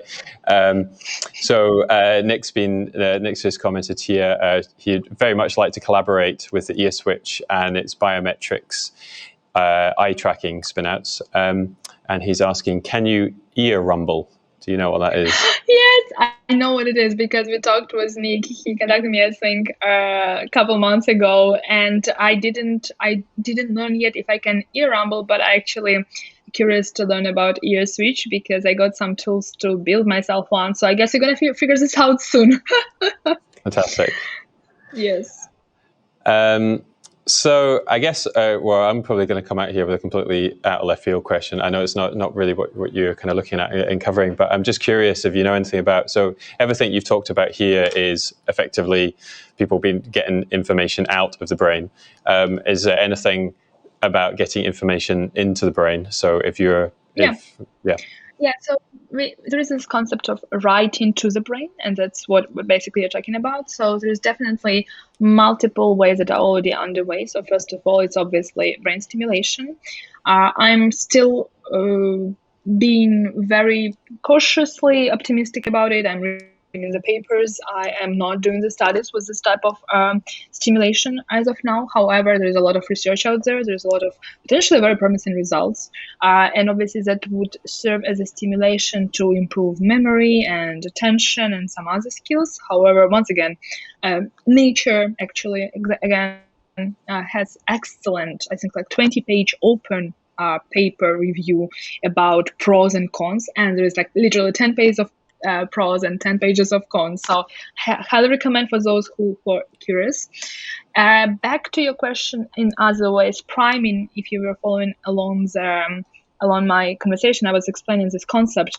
For example, I would prime you, like this is basic that I gave you as an example. Hey, I'm like, oh, you look great. I love your t-shirt. I love your sweatshirt. This is great. Can you give me a ride? Can you go in like 10 pounds? And obviously there's a high chance you would say yes. However, there is obviously much more specific examples. We used it, for example, for the game called Doom, which I worked with for quite some time, where you would see a stimuli, so visual stimuli, or you would hear an auditory stimuli, and this will change your perception, and this will actually change your response later on. So imagine, again, if I'm gonna do a basic example, right now I'm gonna show in a specific way a bottle of Coca-Cola, and then you would get thirsty when you will go to the shop. The chance, because I presented you that bottle in very specific, that can in a very specific way, there will be 90% probability chance that you will get that bottle of Coke, even if you're not really a fan and you're a fan of Pepsi or something. So once again, the way of it's actually right into the brain. So definitely there's kind of this subconscious priming stimulation, subliminal priming. It's also another term for this, more scientific term for that, which is taking off. And one of my colleagues, Judith Armoris, she's working on olfactory interfaces and systems. And those are also known, a lot of research about the fact that you would learn, for example, you would want to learn Spanish. And while you're learning Spanish, and you have like English translations, of course, you would have some smell stimulation. And then she would ask you to sleep over at night in your bed, but just having this device hanging next to your bedside, on your bedside. And in the morning and weeks later, you would wake up, and if some of the words were stimulated and you had this smell stimulation, you would basically remember them much better. So obviously it doesn't sound like fancy right to the brain, but that's actually where we are. This is like, truthfully, you can embed it better in the brain and enhance these connections and make the stimulation work. Once again, it doesn't sound like, oh, let's put that implant in and do some magic, because there is no magic. It's heavy, heavy, heavy work behind it. And these are concrete examples you can try at home, in the comfort of your home, in a pretty safe environment. And those are pretty well published, proven, with a lot of rigor in research. I mean, I guess this, especially when you go into this is a real ethical minefield in so many ways, I suppose. Yeah, it is. It's with patients. I mean, especially with, we are doing some studies in UK, actually, some studies, well, and like, obviously, as you can imagine, living in European Union wasn't the simplest for all the IRB, ethical committee approvals where the data will go, who has access to the data, who has access to the patient data identifiers, who has access just to like even raw data, physiological data. And you can imagine if it is HIPAA here in the US, and if you're talking about European Union, like back home in France, there's a whole bunch of different things. So it's very, very tricky, but that's the whole purpose. Like, we submit those ethical approvals and they got approved like 4 months later, because you're talking about patients' data. So we need to do it rigorously. There will be a lot of questions, and of course, like, what you can do, what you cannot do, what you should do, what you shouldn't do. Is it okay if I'm going to stimulate you? Will you be superhuman? What about person who doesn't have access to this type of research? Are we putting them immediately in by default disadvantage? I mean, this is like not a talk for an hour. This is like for PhD, actually, or 2 PhDs sure. altogether. Yeah, when you were talking about science fiction, so there was my favorite written sci-fi is I think it's the Night's Dawn trilogy by Peter F. Hamilton. Yes. And so the storyline that this humanity there's 2 branches of humanity, one using artificial brain interfaces and the other one using biological brain interfaces, and there's a whole part of society that just wants to kind of opt out of some of these things. That could be like the real sort of schism in the future. So yeah, obviously we're quite a way off from some of these things. No, Night Dawn trilogy is excellent, and actually very, very underestimated. Highly recommend, actually, with if someone would want to see how it can end up. And I mean, why I actually always give science fiction, mention it in the talk and start with that slide, not just because it is attractive and nice slide, but I do respect a lot, of times that writers, especially specifically those who are not, who didn't yet get into Hollywood, there are really a lot of underestimated great work there, but they actually figured this out for us already. So we have a nice rough roadmap where we can head out with and what we can end up with. Good news, we are far tech-wise from that. Bad news, if you're not going to do anything, well, we have a roadmap, and this is pretty dystopian all over the place. And I'm like, it's pretty negative. And to be honest, once again, to keep it positive, we have a good chance to end up in more utopian future. But yeah, I definitely highly suggest that this novel or quite a few others just look at it and think, what if tomorrow it is available as a tag? We don't have any controls, in place, no laws to actually protect anyone of abusing it. And even like, having a law tomorrow that your employer will need to have this in your scalp embedded, like, yeah, if you don't, yeah, you're out of your work, yeah, you're like out of the city, out of your comfort, no more social security number, whatever. Yeah, you're done basically in society. I guess the problem is a lot of dystopian futures make for better better sci-fi in some respects. It's more fun to read about. I mean, it's human nature. I mean, that's priming as well. Like, tragedy helps us, keep going if you read about it. But on the other side, we definitely need to keep it on a positive note, looking at what we can actually improve, not to end up in this future, because we can totally do that. Yeah. It's someone imagines this, it means that one day it can totally happen. If someone actually had enough imagination to have this idea outlined, it can totally happen. And we need to be very, very cautious about this, because some people actually making it happen for maybe completely different use cases and having completely positive ways of thinking about it. But that's exactly the thing. There's help from community and society needed, from lawmakers, and there's some things that obviously are very, very, very pressing, but this will become pressing. There's still a window of opportunity. It's closing, and once it's become pressing, it might be very, very late. Well, on that note of warning, I'm just going to have a quick look at the other comments. So Nick's saying, please would Natalia share the survey for EarSwitch? We particularly need people with neurodisabilities. It's on earswitch.co.uk.